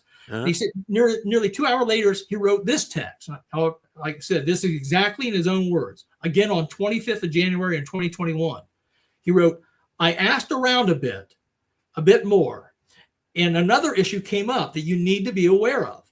Since many people have significant cytokine storm and fever after the second dose, remember the Pfizer shots and the Moderna shots were 2 doses? Yeah. This theoretically could be associated with miscarriage in the first trimester. So he knew that these shots, especially the Moderna and the Pfizer shots, especially after the second dose, could cause a problem with miscarriages in the first trimester. Yet, what's interesting is he goes on within like the next week, and he says that there's no red flags. Let me quote him again in terms of what he said here. He went on on February 3rd, Fauci did a video for the Journal of the American Medical Association, a live stream that they were having. He was on their live stream, and he said, under the EUA, Emergency Use Authorization, approximately 20,000 pregnant women have been vaccinated already with no red flags. He told them there were no red flags when he had just done some research and found out that this thing could be detrimental to women, especially in their first trimester. So how many babies were killed or mothers? I mean, it's unimaginable. I think we have an idea of the number, Dave. Yeah, and here's how we have an idea. Later on in 2021, in September of that year, a article came out in the New England Journal of Medicine, very high, well-respected publication, right? Yeah. Yes. And what they did is, they tracked 827 pregnancies that women that had been injected with the mRNA Say that vaccine. again, how many? 827 pregnancies they tracked. Yeah. Of women, all women who had been vaccinated with the COVID mRNA vaccine, either from Pfizer or Moderna. It wound up that out of those 827 of them, 104 had what's called spontaneous abortions, where they lost the baby. And all of those occurred in the first term. So what's the norm on that? Like almost nothing? The norm on a miscarriage rate is about 10% or so, I believe. Yeah. Now, here's the interesting part. When they looked at the 827 women, the pregnancies, of those, 127 of them got their jab in the first or second trimester. 700 of them got their jabs in the third trimester. So what I'm saying is there was 104 spontaneous abortions. They all occurred in the women that got their shots in the first or second trimester. Of the 827 women, only 127 of them were in their first or second trimester. So there was 104 spontaneous abortions amongst the 127 women in that first trimester. So that is an 82% spontaneous abortion rate. Okay. So the signal was huge, Dave. The signal was huge that these things were causing, so 4 or 5 times as much as the normal miscarriage rate. Are there still people out there who are listening to the show, hopefully, at the risk of a shot they took in 5 to 6 years ago?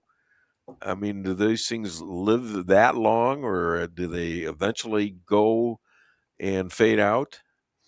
Dave, from the thing that I'm tracking, these unusual white fibrous clots. Yes. The story is grim because even though most Americans, like you say, took their shots way back in 2021, 4 out of 5 Americans over the age of 18 did take the vaccine in 2021, but only 1 out of 5 took the booster starting in 2022.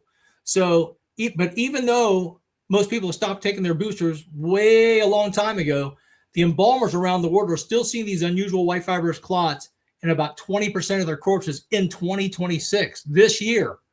In fact, I was a guest speaker at the Tennessee Funeral Director Association's annual convention back on May 31st and did a survey there amongst the embalmers there. And they're still concerned. That's why they invited me back to speak to them for a second year in a row. That's how concerned they are about this. And during that survey, they said they were seeing the clots in about 18% of their corpses.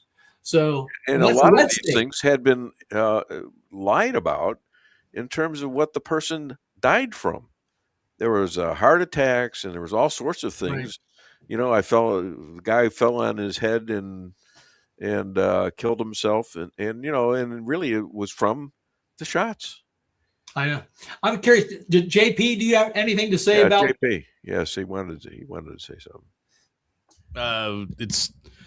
Let's just put it this way: it's nice when all of us conspiracy theorists are being, all of a sudden you can't call it a conspiracy because now we have Fauci's own words directly contradicting so much stuff that he said and that he advised people on. Yeah. I'm just hoping that this time, we've seen it too many times where we have this evidence, this proof, and people still skate. I'm hoping that this begins to change that because he needs to face his consequences appropriately. Absolutely, JP. And it's not just him. Rochelle Lewinsky, she went on TV and here's what she actually was the director of the CDC at the time. Remember, this is Biden's CDC too. Yeah. And she said on 11 August of 2021, she published this CDC statement right here, and it says basically CDC encourages all pregnant people, or not pregnant women, Dave, pregnant people. So she's making sure that pregnant men can also. The CDC encourages. Well, we're joining the the WBA now. The WNBA, yeah. The CDC encourages all pregnant people or people who are thinking about becoming pregnant and those breastfeeding to get vaccinated to protect themselves from COVID-19. And she has been part, like I said, she was part of that texting thing back in January of that year and knew about the problems of the first trimester of the shots, the effect of the shots. So it's horrible. She deserves to go on trial too. JP. And so does Mandy Cohen, her successor. So does Deborah Birx, who was the assistant to Anthony Fauci. Ralph We're running out of time. JP. Yeah. So Tom, just I guess I would put it this way: for those that are still skeptical, and I still see some people I know that are liberal going, "Oh, poor Fauci, the GOP, look at what they're doing to him," and I'm sitting there saying, if this was reversed and they had this kind of evidence on Trump, what would the outcry be then? And I'll just leave it at that. You're absolutely right. They need to do their own research. They Rand Paul, by the way, has set up what he calls a reading room on Fauci's diary. So you can go to that reading room site on Rand Paul's website and you can read for yourself. It's over 1,000 pages long of Anthony Fauci in his own words, convicting Anthony Fauci, basically proving that Anthony Fauci was saying one thing in private to the people he was working with and saying a whole nother thing in public. Well, are they just going to pat him on the hand and give him a couple years in jail? Is that what they're going to do? I mean, let's see what they do. Let's see what they do. Golly. Americans deserve accountability for sure. They do. They absolutely do. I want to thank you for being on the show. This is a great show, and you're always great when you come on the show, and I really appreciate you. Where other than Dave Weinbaum Show, where can people find you? Yeah, my assistant, Miss Laura Kasner, runs a wonderful free Substack that we call Clotastrophe at Laura, Laura, Kasner, Kasner.substack.com. It's free, lots of information on there. And darn, I can't. You know what? It's too late. I can't give another joke. I hear the moaning going out. All right, we'll be back with another show next week. Me or somebody else. Thank you so much, Tom. Thank you, Dave. Thanks, JP. Great weekend. Bye-bye.